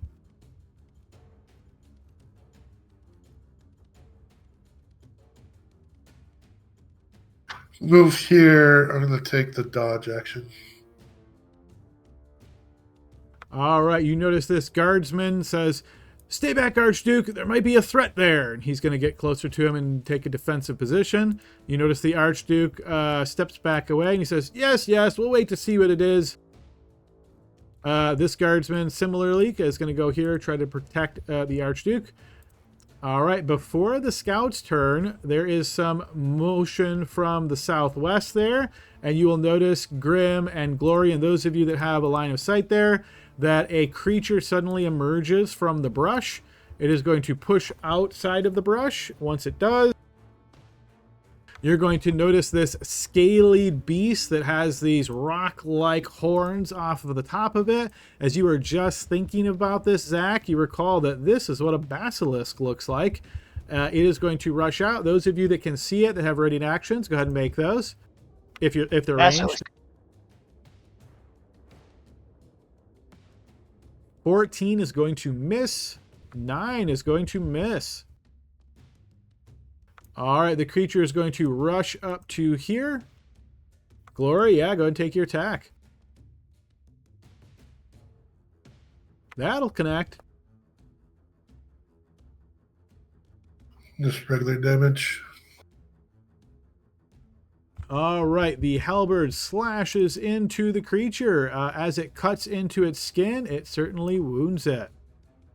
Okay, once it gets to here, it is going to go ahead and activate its ability, Petrifying Gaze. I close my eyes real quick. Unfortunately, that's not going to help you, but anybody that's in that aura of effect, I need you to go ahead and give me a Constitution saving throw.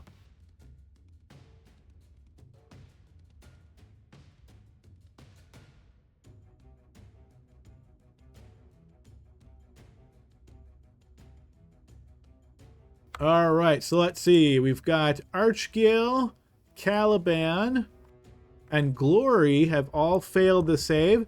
Grim and Runok have succeeded. So what I'm going to do is I'm going to put 1 dot on those of you that Can I failed. use my inspiration really quick? You sure can. All right, Archgale, that will turn that into a success. Make sure you remove that inspiration. All right, so that takes us down to just 2 failures, I believe, Caliban and Glory. All right, you guys have failed this save. So at the moment, actually, I probably should have just done this the other way. I'm going to remove the yellow dot. At the moment, the 2 of you are restrained.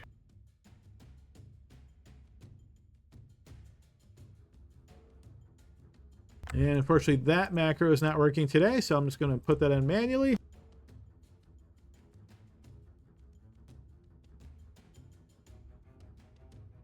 All right, so as the gaze strikes out at you, you feel this sort of magical effect flow outwards. The two of you are currently restrained. Okay, that will be the scout's turn then. He is going to fire off a couple of shots quickly. But unfortunately, both of those will miss. He's then going to take a little bit of a distance backing up. Grim, your turn. 5, 10, 15, 20. Get behind him. Maybe provide opportunity for some flanking. And then I'm going to strike at him with the flail.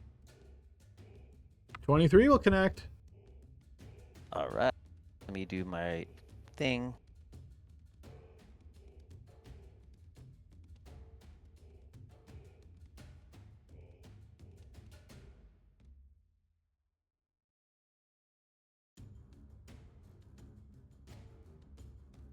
So that's 9 points of damage there. Oh, am I doing it to you? No, I'm doing it public, right? Yep, yeah, I got it. Yep, you're good. I see. All right, and then action surge now that he's sapped. No, I don't get it. Okay, yeah, he has disadvantage. If you hit a creature with this weapon, that creature on the next attack. Okay, but I'm still gonna action surge it. So I don't want to die with it. So action surge, do it again. Nice, critical Ooh. hit. Go ahead and roll that up. Okay, so go ahead and post crit damage die. That should be correct for true damage. And then pick which direction you want to shove him 15 feet. Let's see that dice roll. You did 2d8 plus 5. You rolled a 5 and a 2. All right. Do I just roll 2? I'll just roll 2d8 and see if they're better, right? With savage. Sure, but Oh, we're we going to did take it the... once per- We'll I think take the it's once per first and turn. the first. And oh, is it? Okay, then no. Let me double check. Sorry, guys. Oh, that's a good one to know, because I'm not sure I knew that. You've turned into a once per turn. Yep. Okay, so we'll just take that 12 damage then.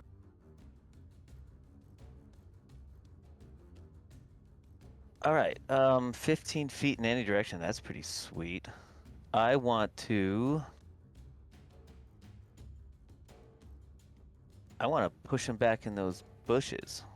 So straight south? No, but kind of here. Like here-ish. Well, you have to push him 15 feet, so putting him there would push him through you. So you can't do like one Okay. square, one square, one square, just like 3 squares in whichever direction you want to push him.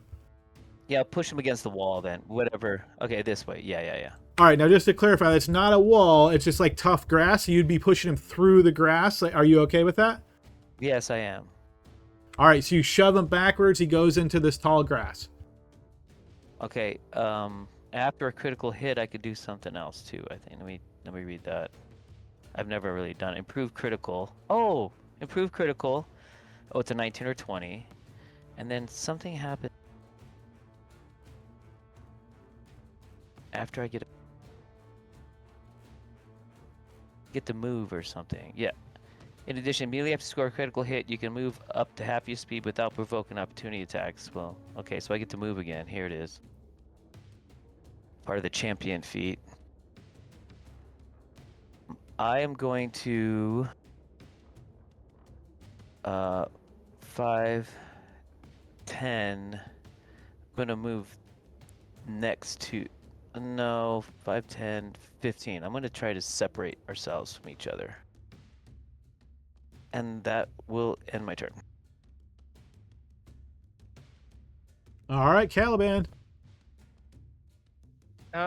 So Caliban can't move, but I guess we've lost sight of this creature because he got pushed through the grass. That is correct. He's in the grass. I threw him in the grass. Let's go. I don't know if I can do it. I can still cast spells, I suppose, right?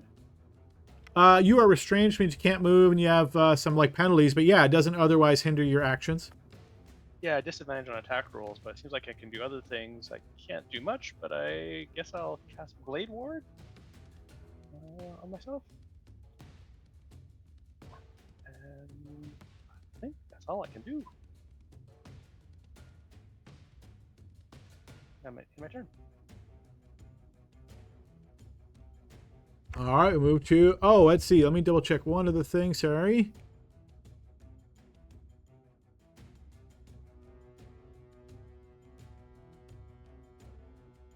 All right, sorry, I forgot this part. So those of you that failed, you get to repeat the saving throw at the end of your turn. So Glory, I think you have not had, or no, you did have a turn. Yeah, so Glory, go ahead and make another con save. And then Caliban, same with you. Okay, Glory, do you happen to have inspiration you might want to burn on this? I don't. All right, you guys Anyone will wanna know give it this. to him? Anybody wait. have inspiration for him? Has he had a turn since the creature came and did it though? Because he just used his reaction to like whack it. Yeah, I don't think I actually had a turn. Thank you. Okay, good call. We're gonna ignore that roll. You didn't roll that. Yeah, it's Archgale's turn. Any effect from Caliban making his? Yes, Caliban, you succeeded on the save. You have ended the restrained condition on yourself, so we'll go ahead and remove that. Awesome. All right, Archgale, pulling up the end of the turn here. Okay. I kind of have a bizarre question. Let me post it and then ask you what you think. I'll give you a really bizarre answer.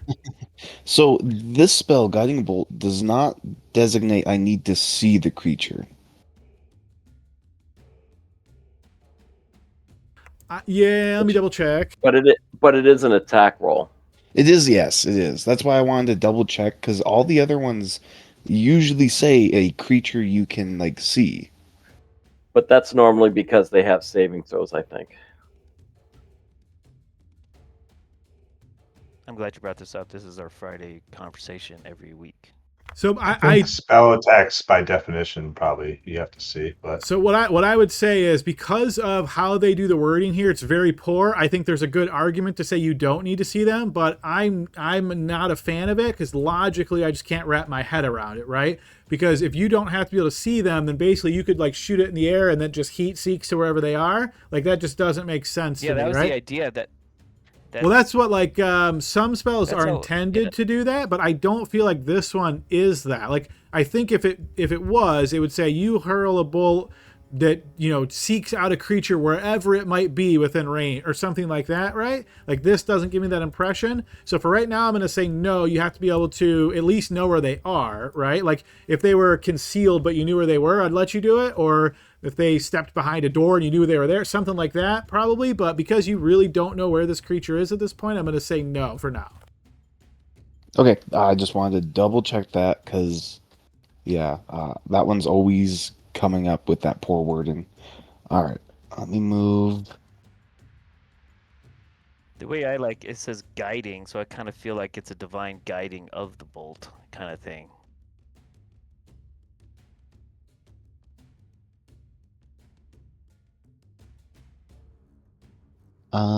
Yeah, I think right there is fine. That's 20. Let's see how far away that is. 30. 60. Perfect. I'm gonna cast Shield of Faith on Grim.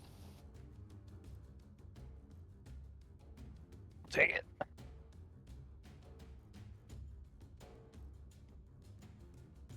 And I will end my turn. All right, Runok. okay. Yeah, I can't see it, but I don't want to get caught in that gaze anymore. So Runok's gonna, as he does, run back here, and I will use Eldritch Blast if he scurries out of there. I'll get him, guys. All right, and before the end of your turn, we're at the top of the next round at the moment.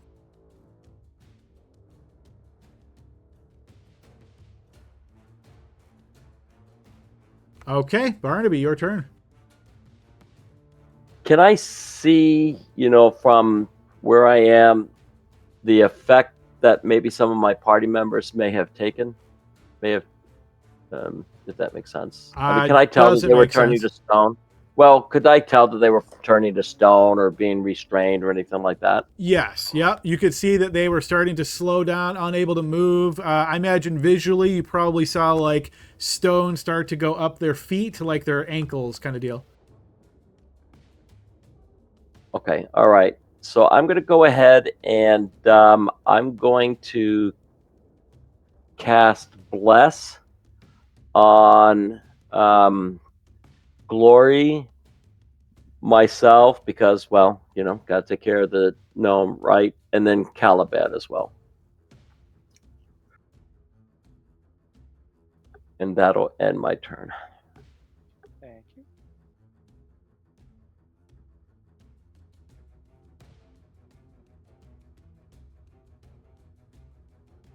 All right, go ahead and end your turn, Barnaby.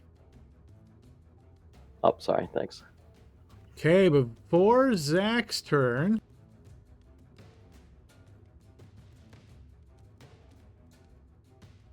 all right, those of you that are not so distracted with where the basilisk may have gone might notice as a creature pulls itself up from the ledge to your east and moves. Ghouls. Oh, ghouls!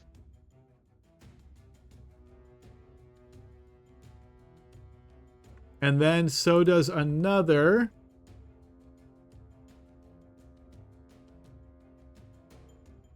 And then another.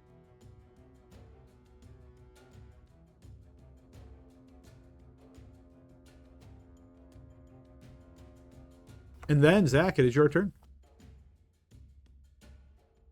All right. So, first thing that I will do is cast, or not cast. I will cloud jaunt 30 feet backward.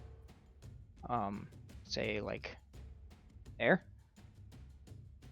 Let me post the ability. One sec.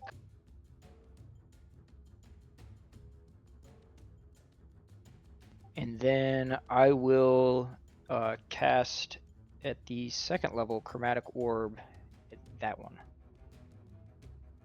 I didn't see a target there. Let me know which one again. Okay. Top one. Sorry, I gotta find the spell. There's so many options on this thing.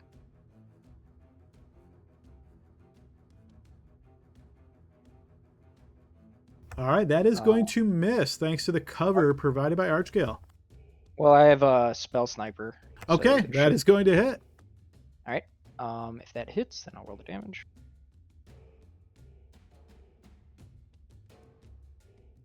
And it up leveled it. It looks like, or did it? You rolled 3d8. Is that what it's supposed to be? It's 3d8 at the first level. It should be an extra d8, so I'll just roll that. Okay. All right, so a total of 16 damage. None of the dice are the same. I'll take 16 off. Yep. And that's thunder if that matters, and that will be my turn. All right, that chromatic orb strikes into the creature, wounding it. Okay, we move to Glory's turn. And bonus action, I'm going to use Celestial Revelation to give myself Necrotic Shroud. Restrain, can I still take the dodge action? You can, yes. I'll take the dodge action and then repeat my save. That's going to end my turn. Yes, repeat the save, please. I'm looking up dodge real quick, but I don't think it has any kind of rules about speed being 0, but I'm just doing a quick double check.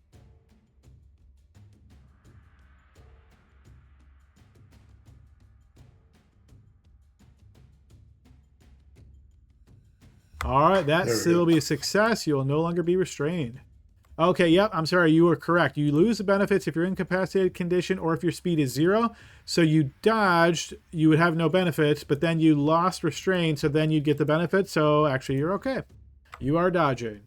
All right, this Cool. guy's turn here. He's going to say, "My lord, ghouls!" And he's going to rush up to here and stab out. That's going to connect, wounding the ghoul. The Archduke is going to say, "Kill these foul beings who took our homeland from us!" He's going to prance up and strike out. France. He's going to fumble and then hit twice. Let's see his fumble.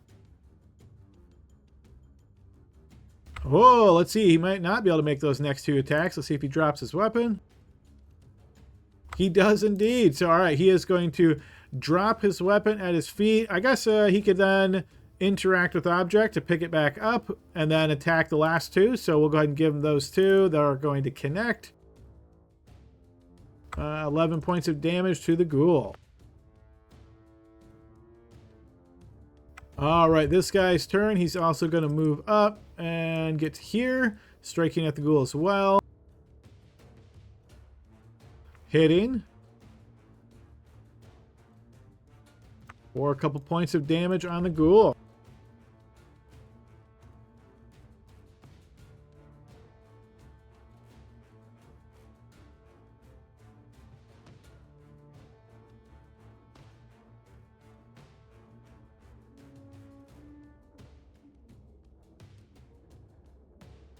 All right. Let's see. The basilisk will emerge from the tall grass, noticing He needs to make a DC 10 charisma save or be frightened. All right. Rolling that. Okay, he is frightened. All right. Until the end of my next turn. Nice. We're controlling this guy, aren't we, Glory? Now, Necrotic Shroud, doesn't that only occur right when you use it? Like, why are you thinking that's always in effect? It's part of Celestial Revelation, which lasts for a minute.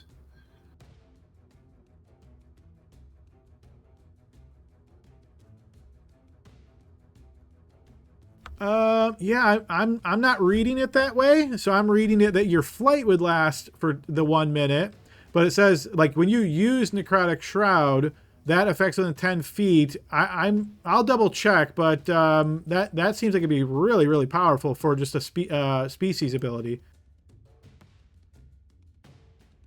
Okay. So you're thinking when I pop it, that's when it would work, and then so the next, because if it lasts for a minute, would it just trigger each of my turns? Or you're saying I only get 1 trigger period with that?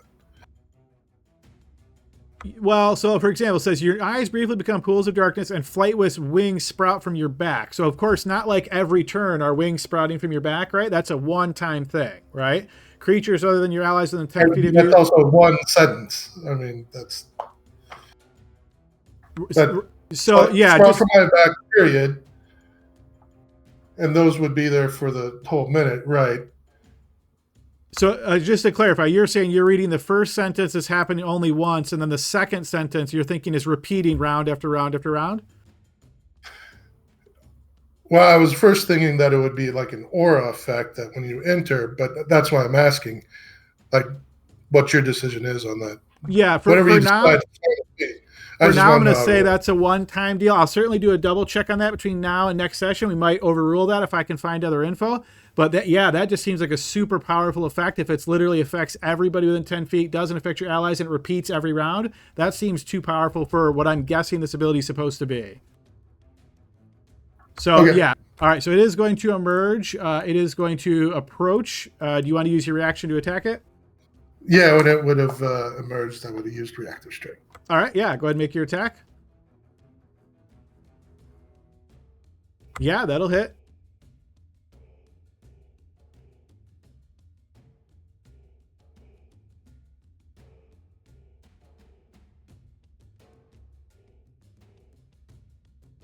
All right, the halberd slashes into the creature, wounding it. As it emerges from that tall grass, it's going to then rush up to you here, Gloria, and try to take a bite out of you.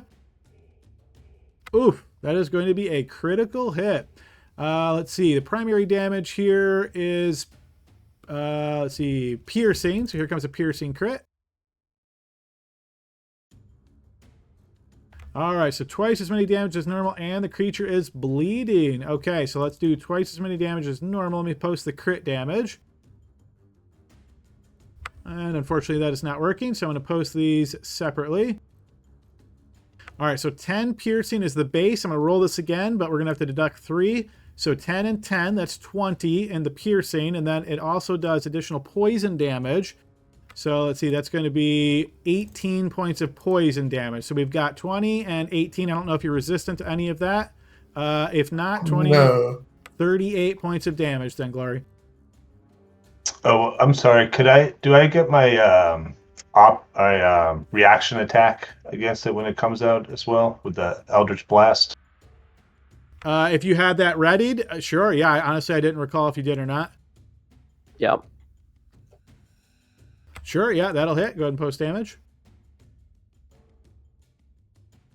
All right, I've deducted 4 extra off of that. Okay, after the Basilisk's turn, from the east side, once again, we've got another creature emerging. And it's going to rush up to here. And then it is going to attack this guard on the flank. 16 with the flank. That will hit the guard. All right, the bite pierces into the guard, tearing out his throat. All right, our scout here is very shocked to see this. He's going to move, take a couple of shots at the ghoul around his Archduke. Both of those will connect. 19 points of damage to the ghoul. We'll move to Grimm's turn. All right, he's going to move 5, 10, 15, and maybe that's 25 terrain? Or not? No difficult terrain there. Okay, from there I am going to hit him with my flail. 17, yes, that'll connect.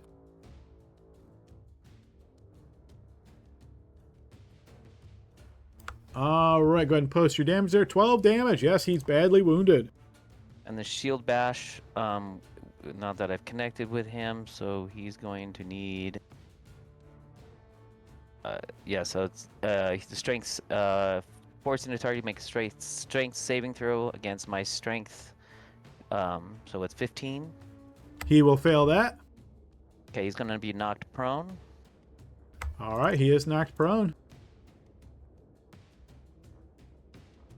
Okay, Caliban. Caliban sees that Glory's hurt, but he and Grim think they have the Basilisk. He sees the Basilisk get knocked down, so he turns around and sees the Archduke in danger again. So he's going to move up to here and flank this ghoul and attack it with his sword. Yeah, attack it with his sword. Actually, no. Yes, sorry. Original plan. Yes, attack it with a sword. There'll be lots of time for that, I am sure.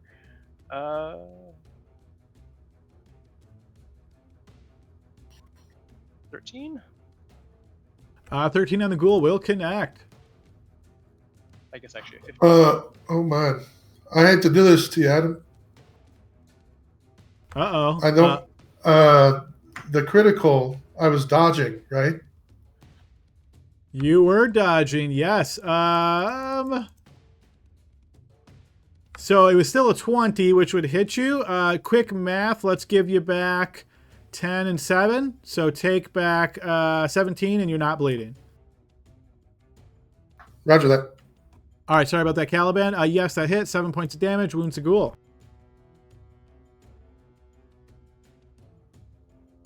Excellent. I think that will end my turn. Okay, Archgale. Okay, Channel Divinity turn undead. All right, wisdom saving throws from any undead within 30 feet of you. Here they come. It's to be a 15.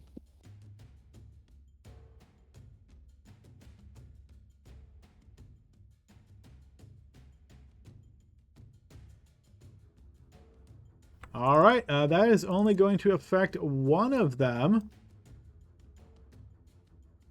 So the one that I'm going to put the yellow dot on, he is turned. The rest are not. Okay. And then bonus action. Let me make sure I'm in range. 60 feet. Let me measure. Yep, perfect. I'm gonna bonus action healing word on Glory.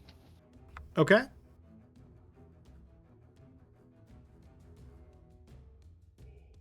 Let me post that healing real quick.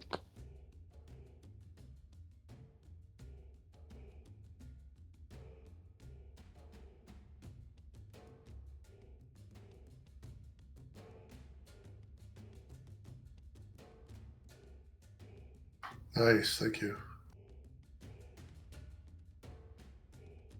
And I'm gonna move 10 just in case, and I will end my turn. All right, before the top of the next round, more creatures emerge from the area over beneath the ledge here. The first is going to pop up. You haven't seen this type of ghoul before, a ghoul clad in metal armor. It pulls itself up here, quickly surveys the battlefield, and then rushes forth. The next two similarly make their way forward.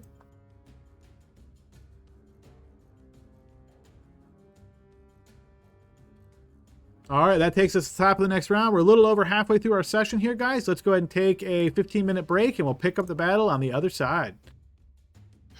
Yeah, I think you're right on that, Adam. I think it would be too powerful because it's an AoE fright. Yeah, that's what I'm 10-foot thinking. aura. Yeah, that's what I'm thinking. I'm gonna do a double check just to make sure. But yeah, like that just seems like whoa, you know. So. Alrighty, folks, we are back on the second half of our session. Team, we're in the middle of that battle. Let's get you back over to the battlefield.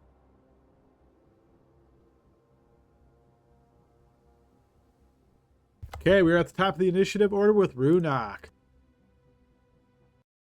Okay, Runok takes one look at all the stuff happening over here, and I'm sorry, guys, but he runs screaming.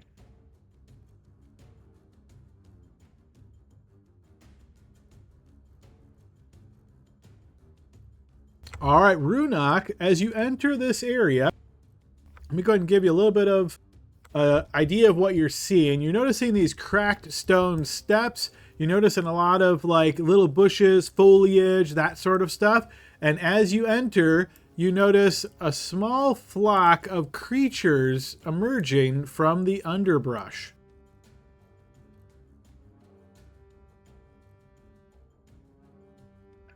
Not more ghouls, please.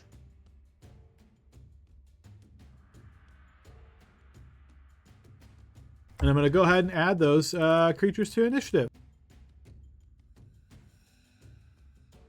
Don't worry, you got them. We got the rest of them. Have at it. Okay. I guess I just continue. I'm gonna keep running. Dash, run. Okay. What are you making for your next character? Have you thought about it? I should be making it right now, I think. All right. So I'm going to go ahead and move.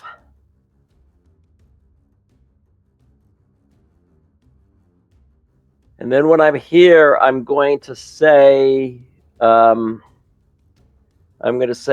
you walk in the mockery of life. May nature bind you. And I'm going to go ahead and cast my Channel Divinity, Nature's Wrath.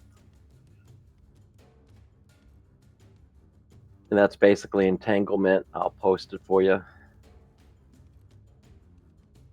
And my DC is the 13.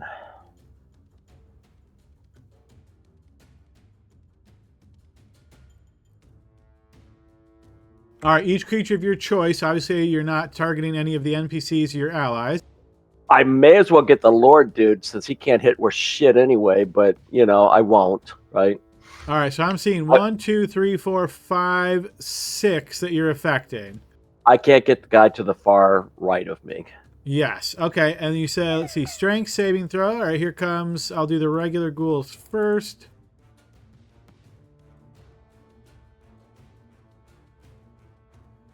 All right, those 5, and then the armored ghoul. You can cool off those rolls at any time now. Whew. I tell you guys, every now and again, it's on a tear, you know? All right, so let's see. That was restrained, and they get to repeat the save at the end of each of its turns. Okay, so first guy failed.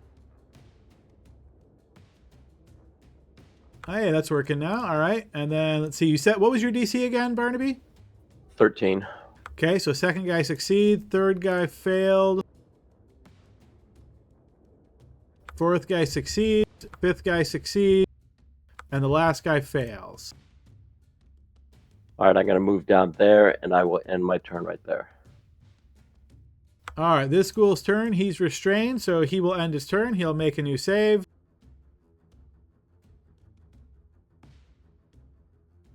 He is still restrained. Okay. Over in the Garden of Fun Times. Uh-oh. Those look like chickens.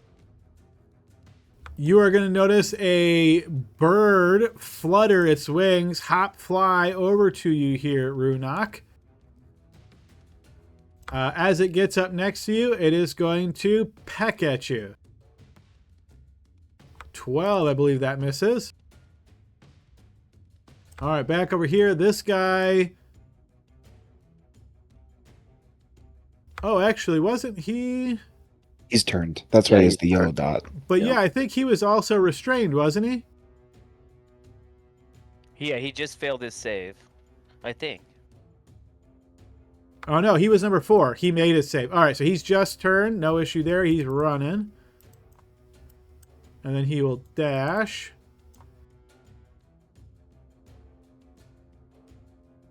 All right, this one's turn. He's got a couple targets to pick from.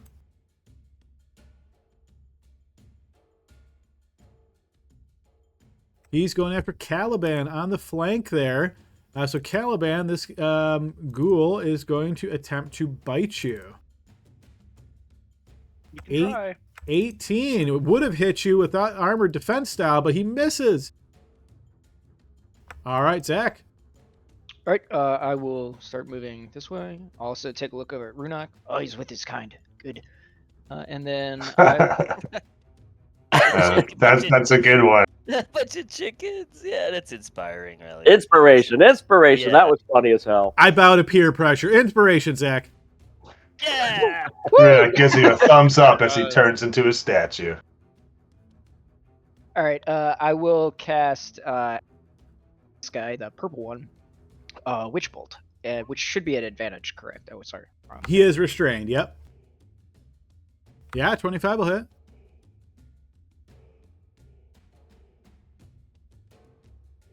All right, and see the lightning damage. So that lightning damage filters through him and wounds him. All right, now I got a couple more feet of movement, so I'll move back over here, and that will end my turn. All right, this chicken is also going to try to peck you. 9, that will miss.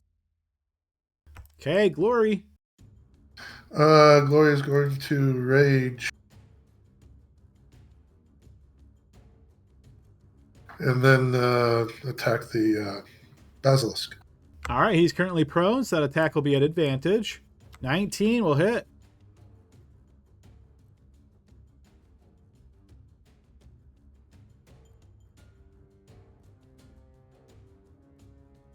Accidentally rolled that twice. Okay, I was going to say, that looks like too much damage. I'm just taking the 13 and the 7. Correct. All right, 20 points of damage. That will slay the basilisk. Yes. Nice. Yes. Let's go. Alrighty, this guy's turn. He is going to attack the ghoul in front of him. He's going to miss. The Archduke is going to attack that same ghoul on the flank. That will hit. That will kill that ghoul as the rapier goes right through its head. He's then going to circle over to here and stab that one, which will also hit once, not twice, dealing 7 points of damage. as he's shouting, "Die, enemies of Krakova!" Basilisk has been slain. This ghoul is going to attack the Archduke with its claws. 16 on the Archduke is going to connect. And the Archduke's going to make a saving throw. And the Archduke is paralyzed.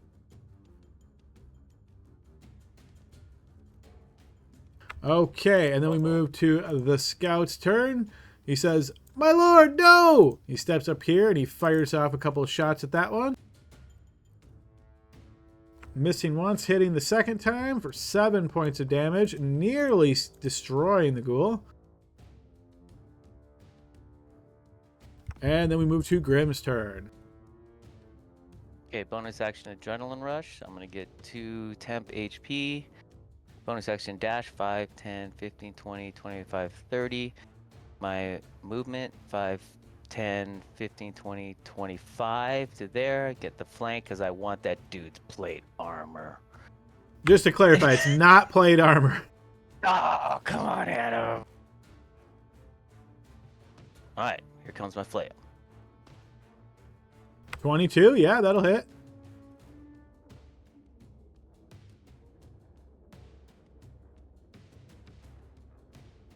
Smacking into him for 9. Then I'll need a strength saving throw as I shield bash him to try and knock him prone, please. Also, that attack was at advantage, just in case it matters for, Critical? just in case it matters to get crit.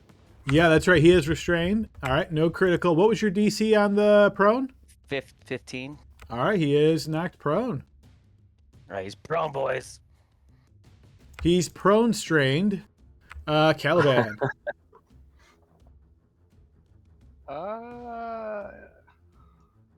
He was about to light these guys on fire, but Grim just pivoted around there. So he instead just, I think, he's going to lay into the Master Ghoul, the one that's right in front of him here. Okay. And Grim. So I think I have advantage plus flanking, right? You do. And bless. Dude, you better not freaking miss, dude. and bless. This should not miss. That hits. All right. Slash through his armored plates for 9 points of damage. He said plate. He said it. Plates. The other. He's one giant plate, dude. The other thing that seems to be broken. All the fun things that break week to week. I think I should have sap on there, right? Is that not? Anyway, that's I'll look that up in the meantime. Figure out what's going on there. Yeah, it's up there. I can see it. Oh, it did show up there. That's right. Okay, good. Yeah, I think you're supposed to click that button, right? So then the text appears. No clicky. Oh, works for there. me. Yeah, I clicked it. It worked for me. Yeah. Okay. All right. Well, I will tell you, it has disadvantage on that next attack because of your sap, not because of restraint. Just so you know. All right. So the Wait a chicken, second. the chicken is going to fly here. And, yeah, go ahead, Runak. I'm gonna spend a lucky point to give it disadvantage on this attack. Spend a lucky point. Okay. It will have disadvantage. 6 is going to miss. Archgale. So with them being restrained, they can still attack, correct? They sure can. Okay, I action disengage, Okay. and then I'm going to move 5, 10, 15, 20. And bonus action, cast Lesser Restoration to remove paralyzation from the Archduke. All right, you quickly reach out, pulling some holy magic and coursing it through the Archduke, and you see he begins to move again. Ah, good on ya!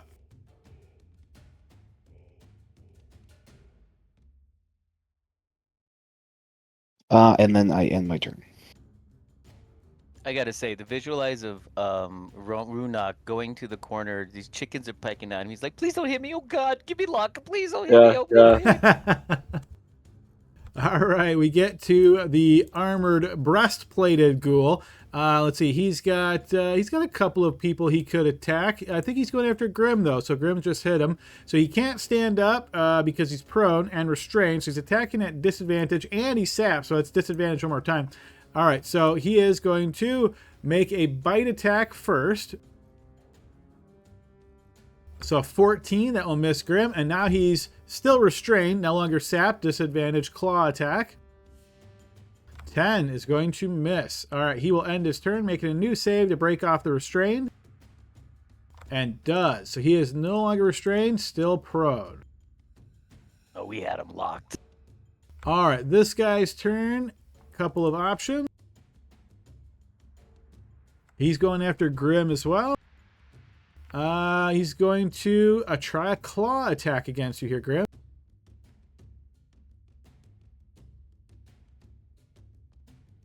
Reloading sheet as it crashed.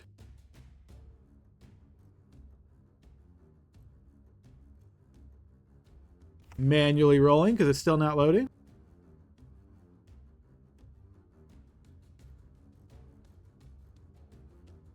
Uh, 17 against Grim.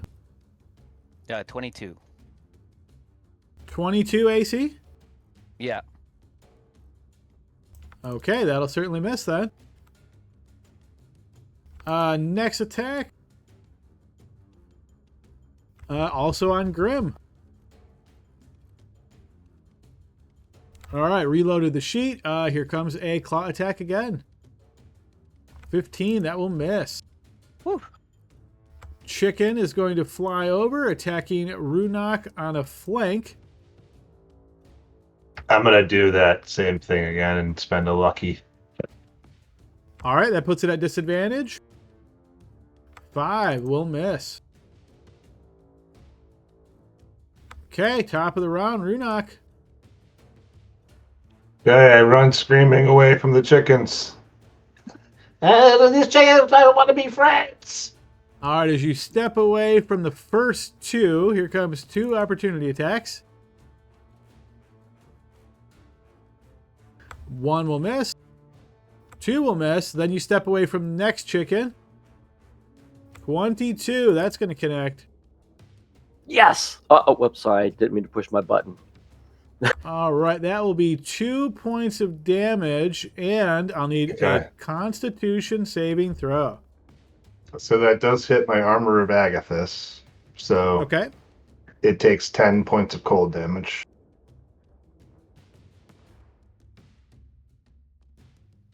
All right, 10 damage applied. Oops. Sorry, Uh, I did not mean to whisper that.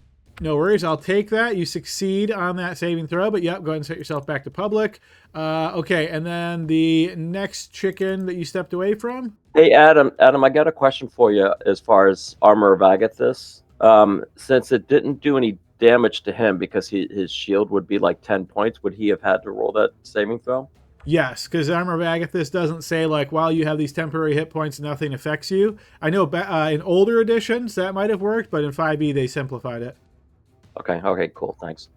That one will miss you as well. Runak, anything else? Yeah, well, if they're biting me, Runak turns and he's going to Eldritch Blast this. All right, yeah, make your attack.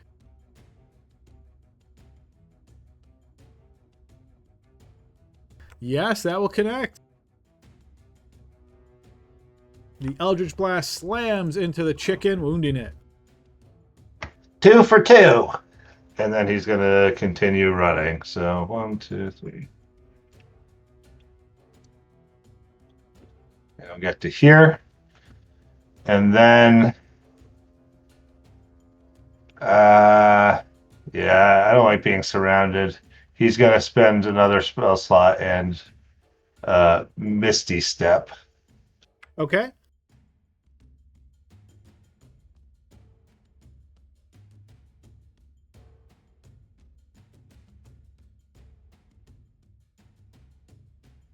Misty steps to here.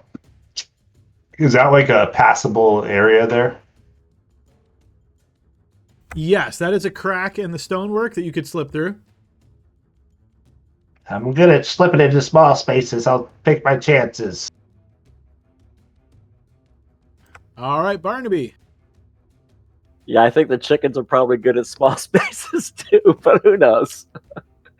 Oh, that's so funny. All right. Barnaby's going to come here. He's going to use the second and last channel divinity. He's going to say, "Dance no more, pale wretches. The forest will have you at last." And then he's going to go ahead and cast it again, try to catch those last 3, and that'll be DC 13. All right, first 2 regular ghouls. Not affected. Armored ghoul.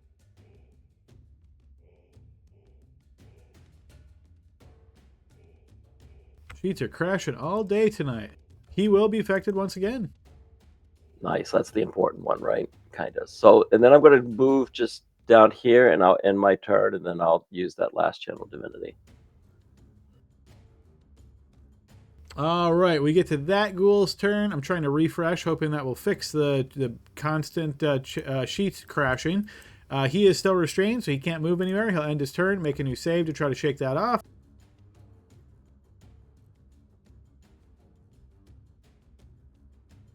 No, he is still restrained. Those vines are not giving him a hope. We'll move to a chicken here.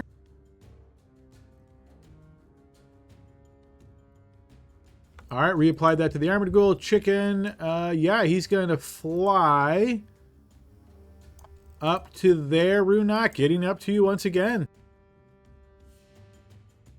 And trying to hit you with his pecker. Here it comes. Uh-oh. 14 on the beak. That'll be a miss. Oh, No actually, no, you're a inspiration for 13, you, Adam. aren't you, Runak? Oh, you're 16. No, that's when I had no armor on. Oh, got it. Okay, that will miss. All right, we're back over to this guy.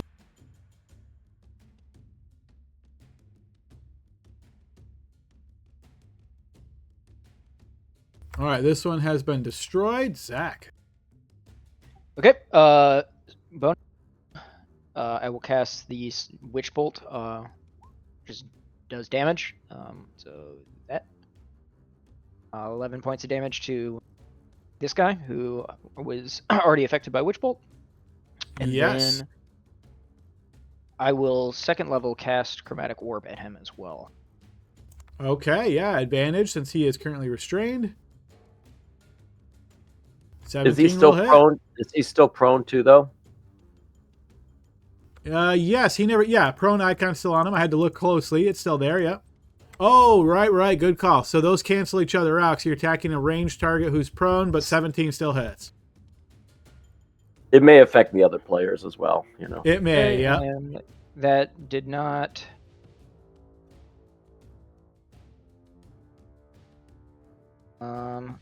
So 21 points of damage, Thunder. All right, I'll apply an extra 7. And that's gonna be everything. I was hoping for a bounce. No bouncies that time, unfortunately. All right, next chicken's turn. It is going to fly up and attack you there, Runak. Missing. Glory. All right, Glory is going to move up to here and bonus action polearm strike that one.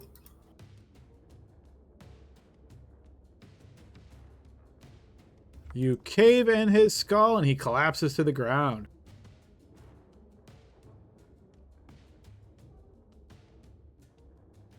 And then action attack that one. All right, he's currently restrained, so attack will be at advantage. 11 will miss. In my turn. All right, this guy is still standing. He's going to make his way over here to protect the Archduke and attack the one that is currently restrained. Stabbing forth with his spear. 16 will connect for 6 points of damage. All right, that is going to wound him. The Archduke gives you a what you assume to be an actual thoughtful, considerate nod, as though you've seen this for the first time in all your travels with the Archduke, like, hey, he actually has a bit of respect for you now, Archgale, as he steps up to here, and he's going to poke this ghoul. That will connect. Piercing him for 5 damage, that'll wound him. He'll attack it a second time, missing, and then a third time, and that will slay the ghoul. On that second time that he missed, it would have been at an advantage, so maybe he would have gotten a third. Maybe he would have gotten a third attack. Is kind of what I'm leaning towards. Good call. Yep. Yeah. Let me just put this as. Let me post one more. Yep, that would have hit. So I'm going to call that one dead, and then he'll take a step forward and take that last attack at the last one. And so I'll just post 1 damage at the last one. All right, 8 points of damage on him. All right, and I'm setting the Duke to, or the Archduke to advantage, so we don't have to worry about that in the future. All right, our scout. The scout is going to move over to here, and he's going to say, "Good job, cleric," and then he will fire off at the ghoul in the middle there.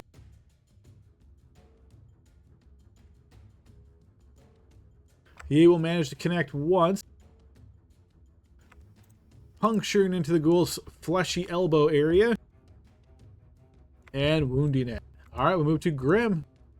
Okay, attack with flail.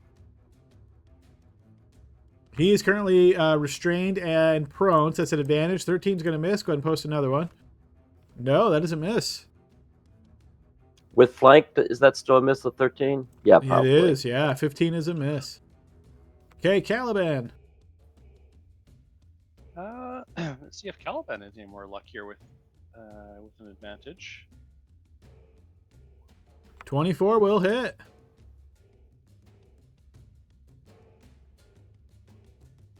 You slash into the ghoul, hitting into his chest area, wounding him. And that is it. All right, this chicken's going to fly forth and also attack you there, Runak.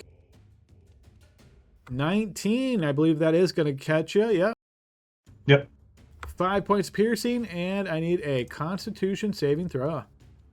Okay, and it takes 10 points of cold damage. All right, that is going to freeze it, and it is destroyed or slain. Do I still make the save? You do, yep, because those are simultaneous effects.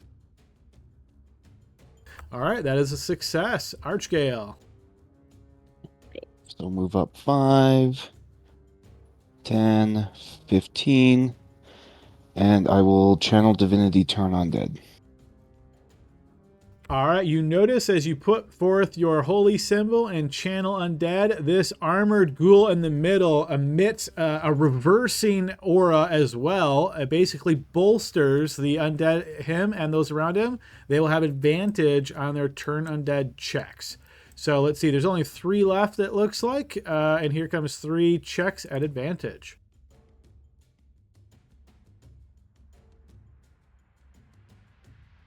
All right, both of the ghouls succeed, and then here comes the armored ghoul.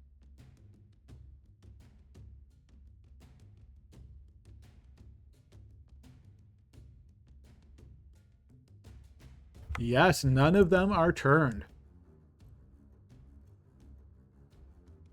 Okay, that's cool. That's cool. What's another good bonus action I could do? I don't really have any. So, end my turn. All right, our armored ghoul is going to attack Grim once again. So Grim, these attacks are at disadvantage. First, he's going to try to bite you. 13 will miss, and then he's going to try to hit you with his claws. 10 will miss. End of his turn. He gets to make a check against that restrained. He's no longer restrained. All right, the next 2 ghouls. Let's see. Yeah, they're both going to attack you as well, Grim, since you're focused on that lead guy. They're both going to try to take you down. Couple of claw attacks. First one is going to critically hit you. All right, so this is a claw attack, which is dealing slashing damage. Here comes the slashing critical. All right, just a true crit. So that's going to be 8 points of slashing damage to you there, Grim, and I need a Constitution saving throw. All right, you feel yourself lock up momentarily, but you shake it off. This one also is going to attack you. That will miss. All right, back over to Adam. Yeah. The one that just missed, he does get another turn to try to. Oh, thank you very much. Yep, good catch. He is still restrained. All right, this chicken takes the place of the dead chicken and tries to bite you there, Runak. 17. I think that's going to connect as well. Yep. All right, 2 points of damage and then another con save. Okay, it takes 10 cold. It is badly wounded. All right, you managed to succeed on that as well. Runak, your turn. Okay, Runok's sick of these chickens. He's going to swing out his greatsword at the one that just bit him.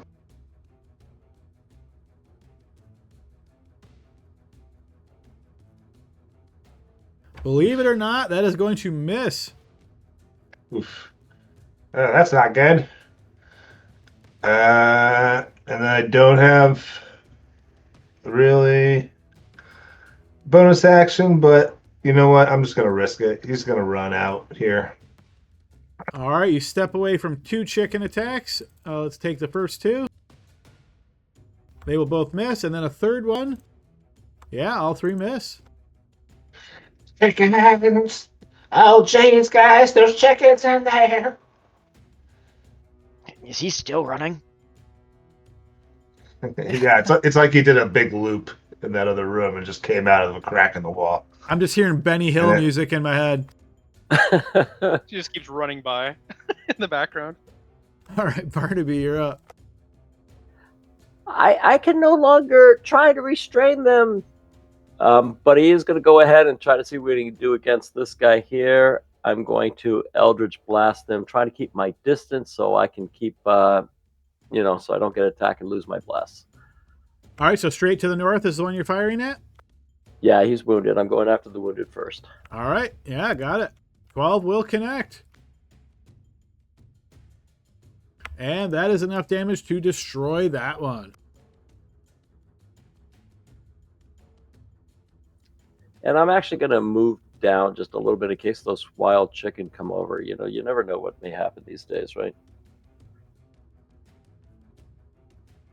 All right, chicken's turn.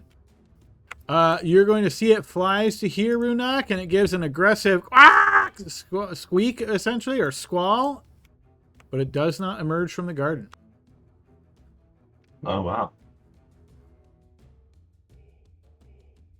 I knew it. But there's still They're in ghouls their here. pen. We're Yeah, gonna they're in run their to you pen. now. Yeah. All right, Zach, your turn.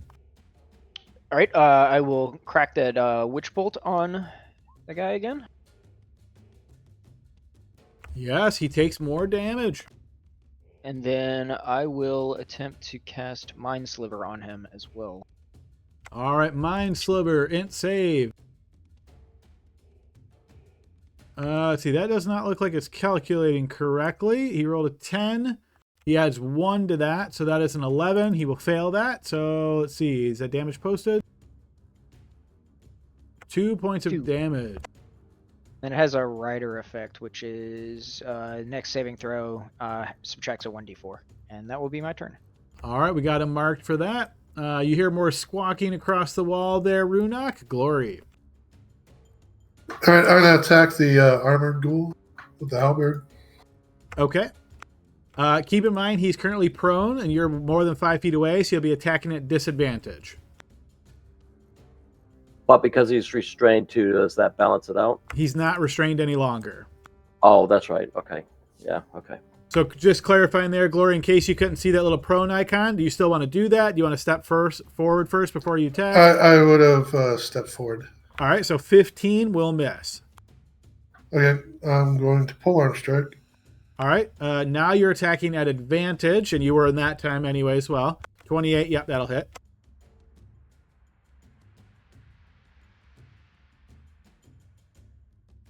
All right, you smash down into him, and yeah, that will Wait, wound is him. that right?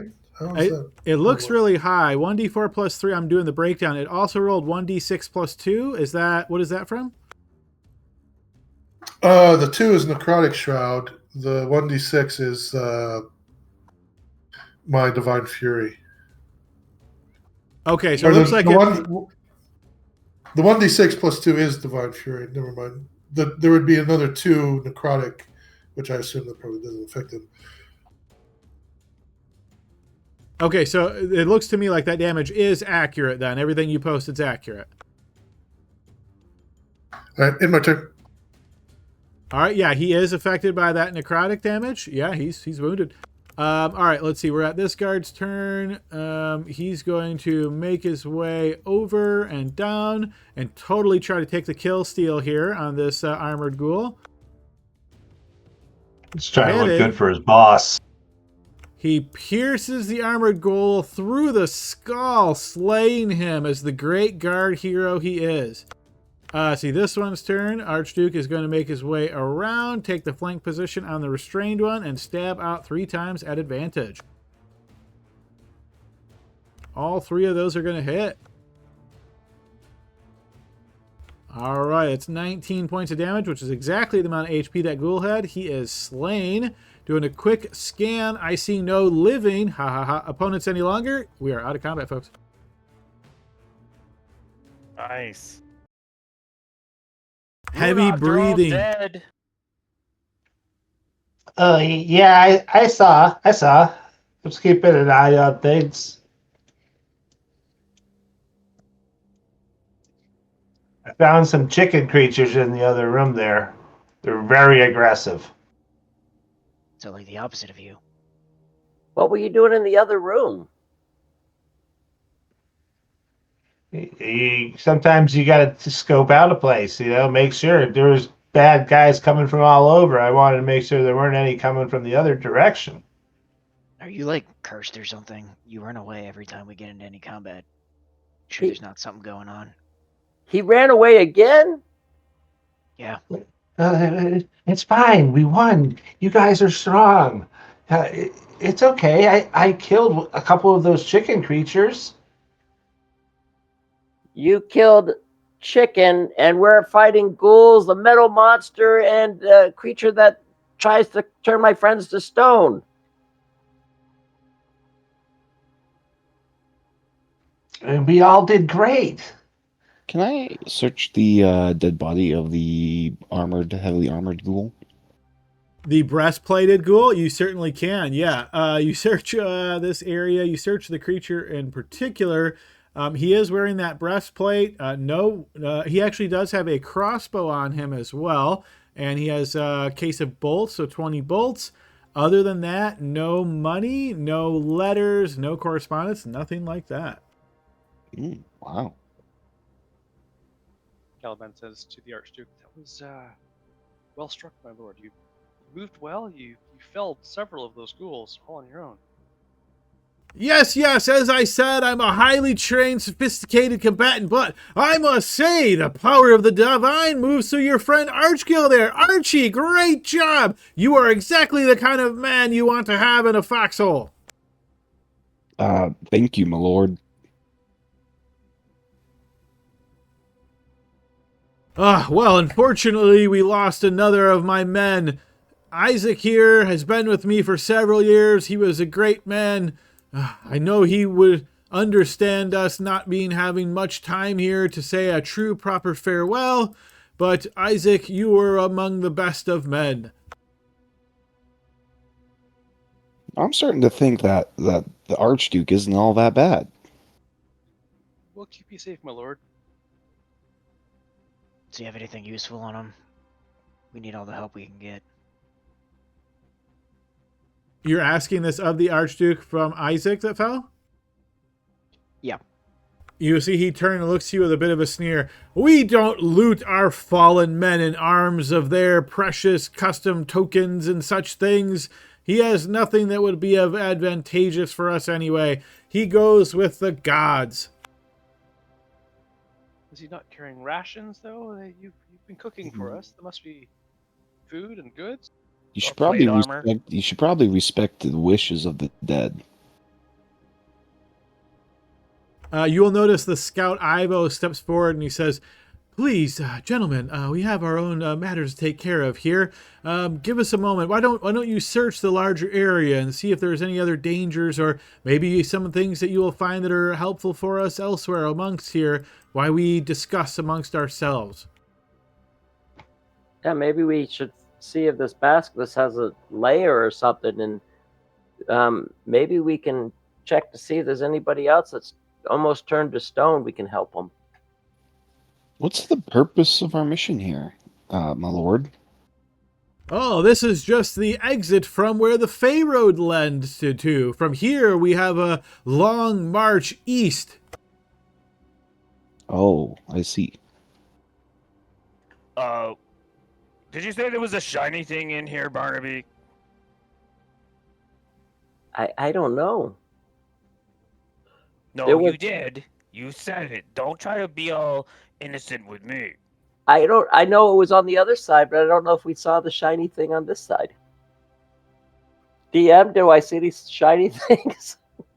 Caliban, what would you like to interact with?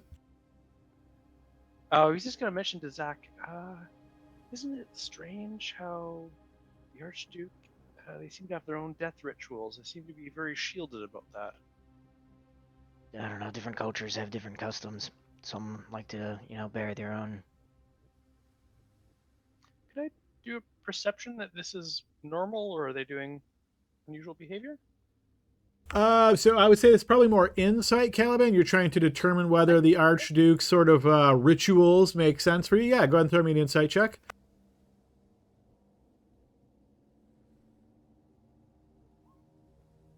I would say you don't get anything that seems too strange for you here. It seems as though the Archduke has some respect for his men, but again, you're not seeing anything over the top here, so you don't think it's too out of the ordinary. Glory. I'd like to go to the statue here and the one here and examine them, just looking them over to see, are they wearing the same uniform as these guys or another uniform? Would I recognize it? So because they're completely petrified, it's really difficult to make out uniform. I will say this and this, best of your ability to discern. One looks to be a human and one looks to be an elf marked. One is a man, one is a woman. And then were you looking at other statues as well, or just these two?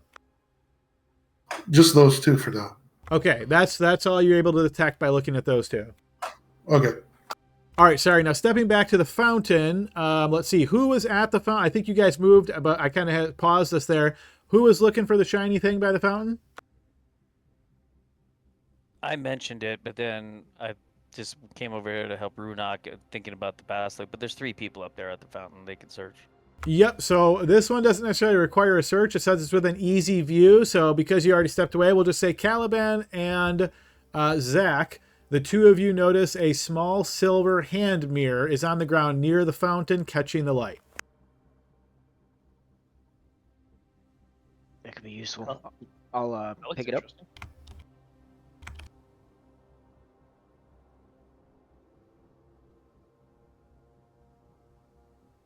I'll grab it if I can. You certainly can, yeah. This person right next to me, I want to try to put the mirror kind of reflecting their face and see if it does anything. It does not. Okay. I'll walk over here. Hey, Barnaby, is this thing magic? Well, I can, if you give me a few minutes while they're talking and everything, I can go ahead and check that out for you. Yeah, I think that's a good idea. Adam, I'm going to ritually cast Detect Magic. All right, you begin that 10-minute process.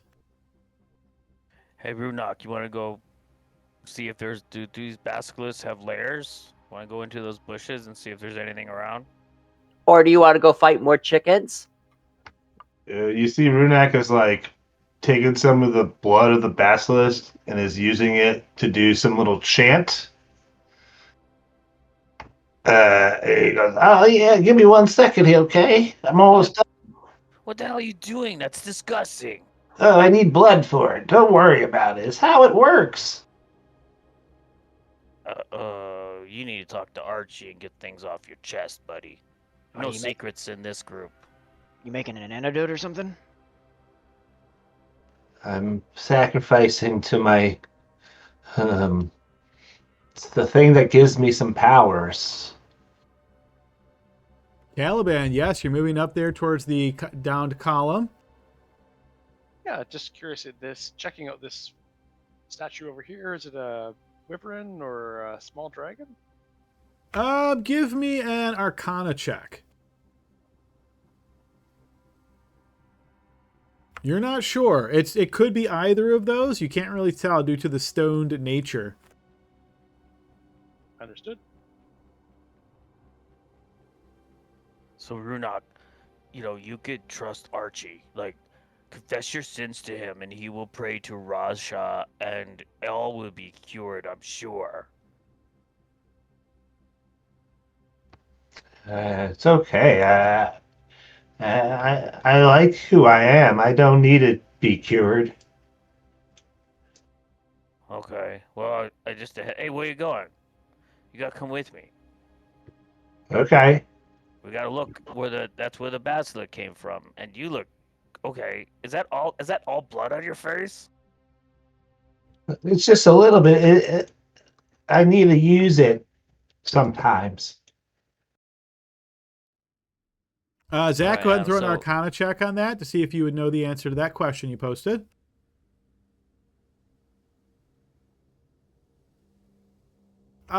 With an 11, I'll just say you know that there are magical means to remove petrification, but you don't know specific ones offhand. Alright, sounds good. So Adam, we're just gonna search in where the basilisk came from and see if there's I don't know if there's a lair. I'm just an orc trying to look around. Throw me a survival check here, Grim. You don't see any tracks that even come out of the high wood or the high grass line here. You're not quite sure where to even start looking if there'd be a lair somewhere.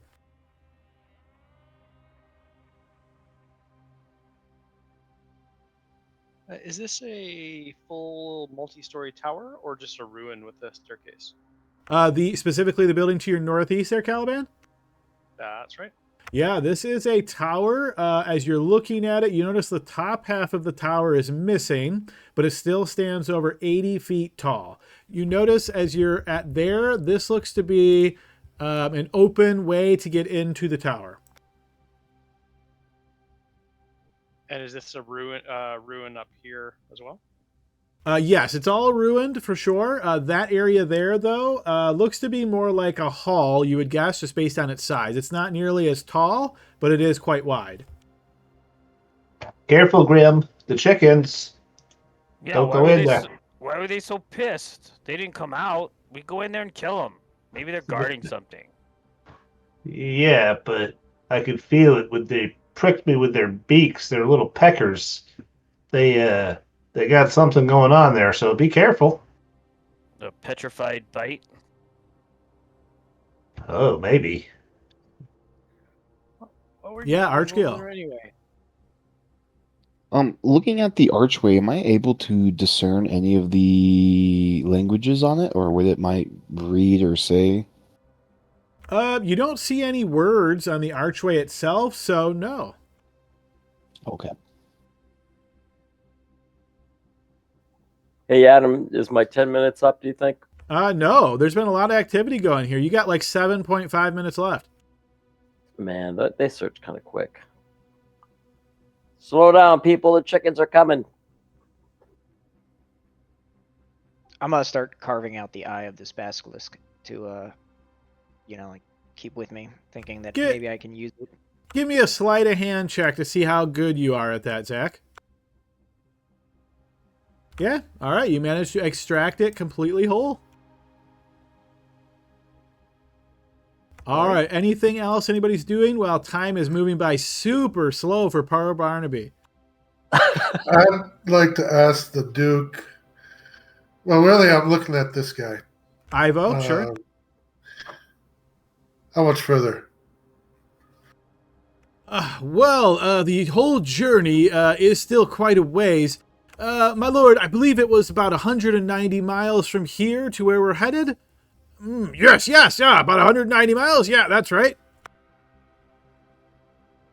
Can I insight them to see if they know what the hell they're?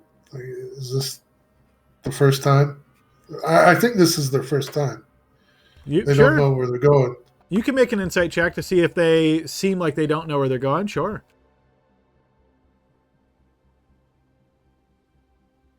No, in fact, I would say you think they do know where they're going. They sound fairly confident in the way they're speaking, though maybe a little bit flustered with the loss of another member. So they're kind of, just trying to decompress, you might say. The last time you were here, did you face these types of dangers? You didn't warn us. We did not come here specifically. The Fey Road goes to many places, my friend. It's not just one location. I didn't have to come here through the Fey Road. The last time I was here was overland, and that's been multiple years by now. Everything's different now.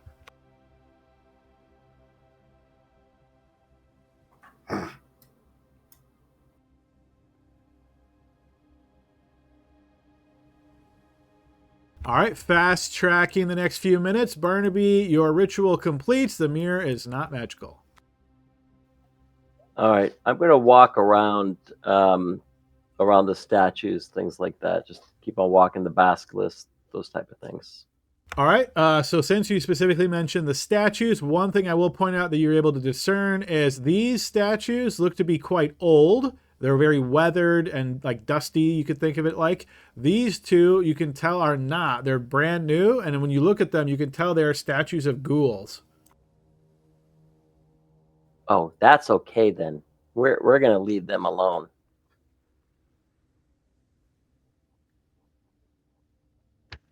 Does that mean the ghouls are using the roads?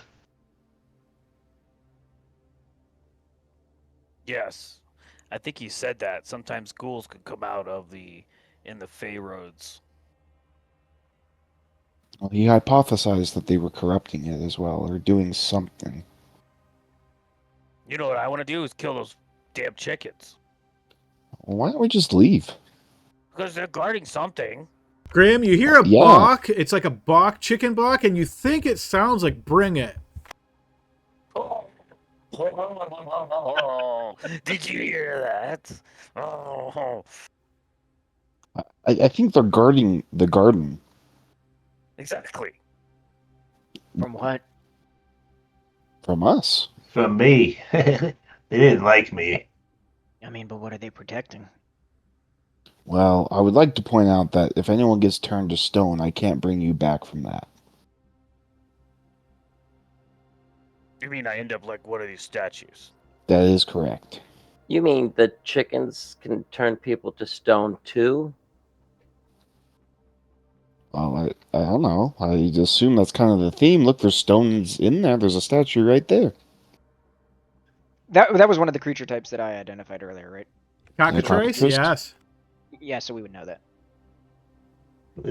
Can you trick them? Maybe just lure them out and then shoot them from afar. They don't seem to want to come out here. Adam Barnaby is going to go ahead and use his gnome speak to animals feature. Then he's going to yell at the chickens. Hey, chickens, how are you doing? Was this person here bothering you? And that only allows you to speak with beasts, correct? Let me take a look here real quick. Have you seen these chickens? These are giant chickens. You know, they're Beastly? They're not natural. I'm telling you. How many were there? 4 at least. And you killed 2? 1.5. So how many's left then? I can't do math. It's either 3 or 4.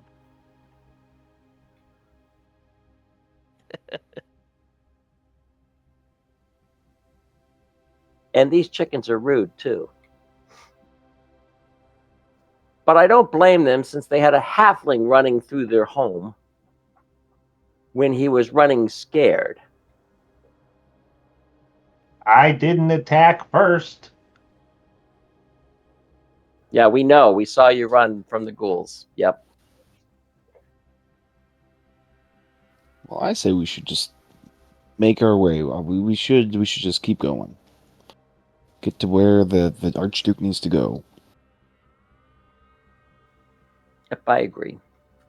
Well, while standing up here, Caliban's looking at what's this, Adam? That's unusually. Yeah, there is something unusual about that. As you're looking at it, it looks like a stained glass window depicting elves dancing and singing. Amazing that it survived. It's beautiful. Adam, Right. does it radiate magic of any kind? Well, that would be a completely reasonable thing to wonder. I'm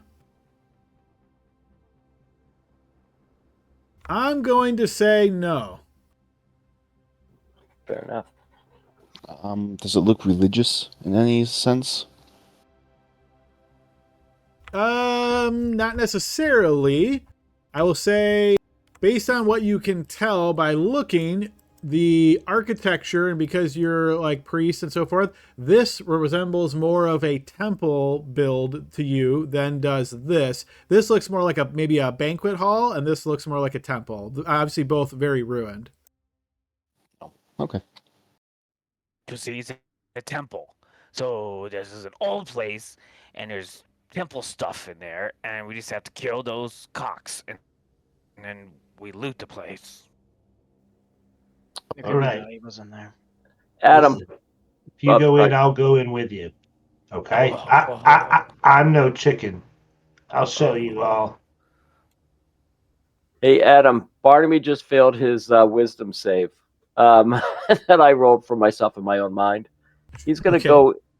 He's gonna walk into the what's in here first. I should ask. The water's this all water- missing from the fountain. It's just like grass that is broken up and grown through the cracked stone. All right, he's gonna walk in there and he's gonna try. How high up is the this top here? The very top is probably a good 10 feet high. You'd have to like climb alongside of it. Yeah, Barnaby's curious. He's gonna go ahead and try to climb up on top of there and just see what happens. Just Throw me because. an athletics check and see if you can manage to get up there. Zach's going to give you advantage as he puts his cupped hands together and lets you step up. Yeah, you managed to get up there.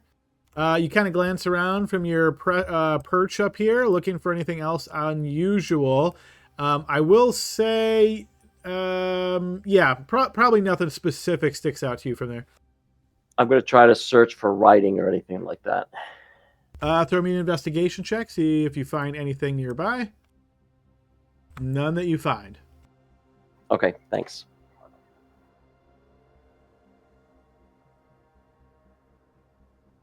So we going in? I vote yes. And I'm gonna go into the this little crooked place. Someone else goes in by the stairs and we can flank them. But we should let everybody know we're going before we. Yeah. Glory petrified again? We're gonna kill these little chickens real quick, guys, and then we'll search this chamber. Maybe we could cook them up and eat them. 1, 2, 3, go! Adam, before I go in, I'd like to cast Blade Ward. Well, so this is all happening at the same time, and since you missed the 1, 2, go, I'm going to say Grim rushes in, and as he steps into the temple courtyard area, that's going to trigger some motion from the tree there, and I'm going to put everybody into initiative. Fair enough. I thought Grim was going to go 1, 2, 3, 4, 5. That's why He tricked Just you. kidding. He tricked me. All right, so as this occurs, the 1, 2, 3, Grim, you take that step in, but then Glory, you would be the quickest to react, but we have one person with alert. Feel free to offer if you want to switch. No, I'm good. Okay, doing a quick sort. All right, yes, Glory, you are the quickest to react. I'm going to unlock tokens, change up the music. Feel free to take your turn. Is it that big yellow tree that's making noise? It's yes, yeah. So the trunk of the tree, and then it has these really low hanging yellow leaves. And yes, you notice like a flurry of movement in the leaves there. So basically, what I will say is mechanically you can't see them at the moment, but if you get closer, you'll be able to see them. I will take a step forward. All right. Once you can see them, I'll reveal them once you're close enough, and then if you're not, obviously you won't see them. I'm going to take another step forward. Little step. Step down.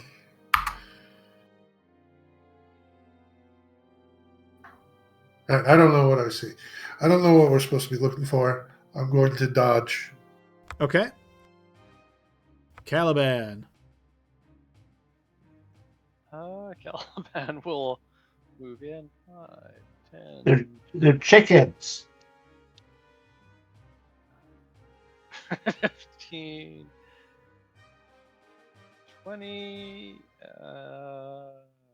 Doesn't see anything, so he'll go 25, 30. We're rushing it in, right? So he sees glory. He's kind of shoulder to shoulder with glory. Doesn't see anything, so he will cast Blade Ward.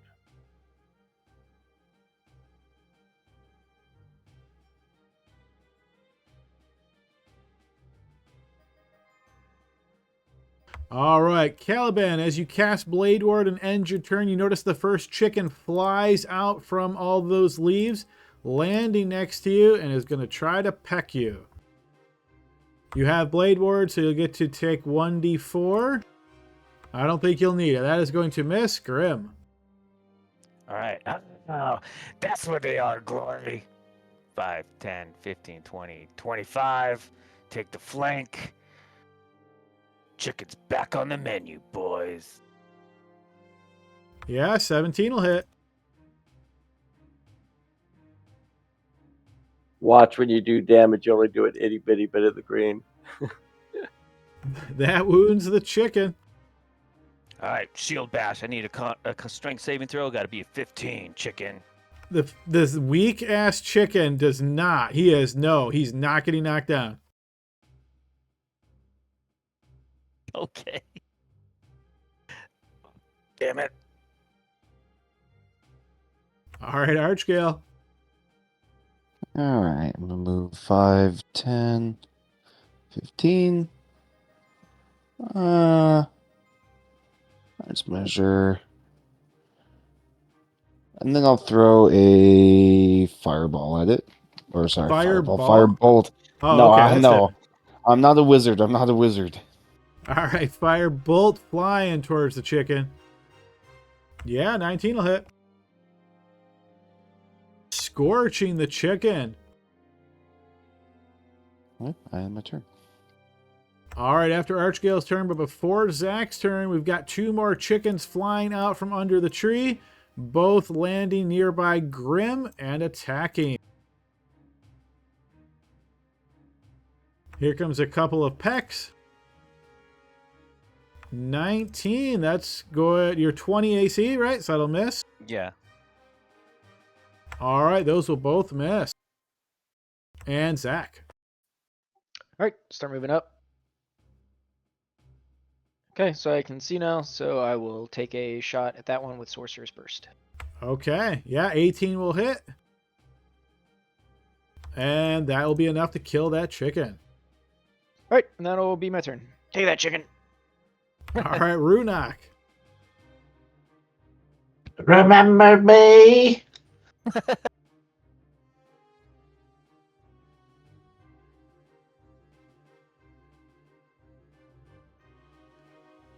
He swings his great sword.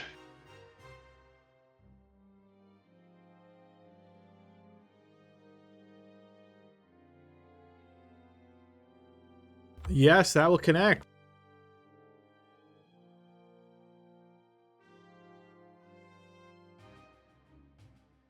$15 slot. Yeah, that's going to chop that chicken in half. Your sword does work.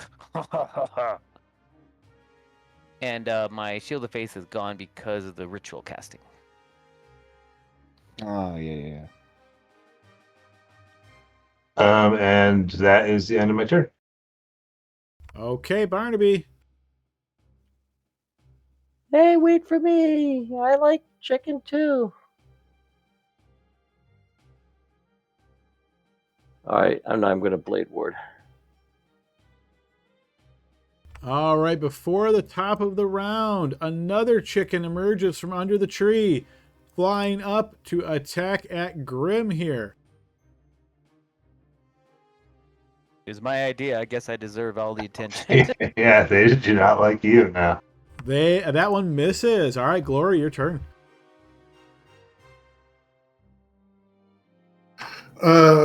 Move to here. Is this an incline? Can I reach it with my halberd? This one? You can. I'm going to give him cover, though, since you're having to kind of arc your halberd. Oh, yeah, I'm going to attack that one. 10's going to miss. In my turn. All right, Caliban. We're going to 5, 10, 20 to there, and attack that there bird. All right, you swing down at the chicken. 12 will hit. Ooh. 7 slashing damage, wounding it as you cut into its wing. I've rolled 7 3 times in a row. I'm assuming that's rolling, right? Too bad that wasn't a slot machine, right? Right. Crazy. All right. And my turn. All right, Grim. Attack at the flank. Critically hitting. Now, if your critical didn't kill a chicken, what would that mean? All right, here we go.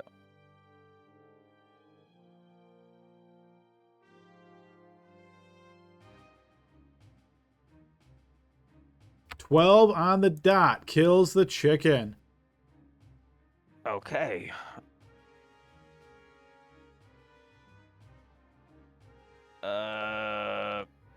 Move there.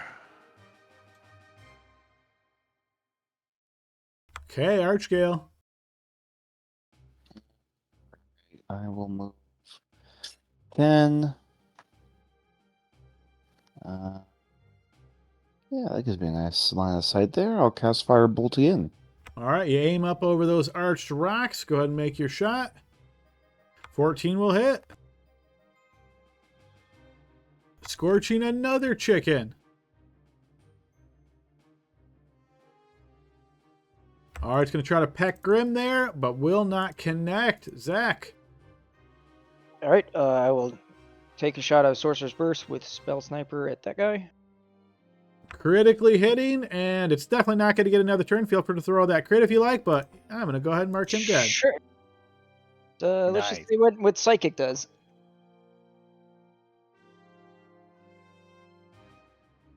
Oh. All right, yep, that'll be my turn. All right, guys, we're going to end that combat. As there's no way he's getting another turn, we will assume you have killed that chicken. All right, see, we're a little bit over session time here, but just really quickly, I heard you guys say you wanted to look around in this area, see if you could find anything. If somebody would like to take the lead on making an investigation check to see if you can search this area for anything of interest, feel free to do so. Not me. It was just my idea to kill him. Yeah, you don't want Runak doing that. Here, Zach, you should do it, and I'll pat him on the back and give him guidance. All right, investigation, and then not great. You know what? I'll burn my inspiration on this. There you go. Okay. Are we a stupid party? You also should have a plus D4 as well.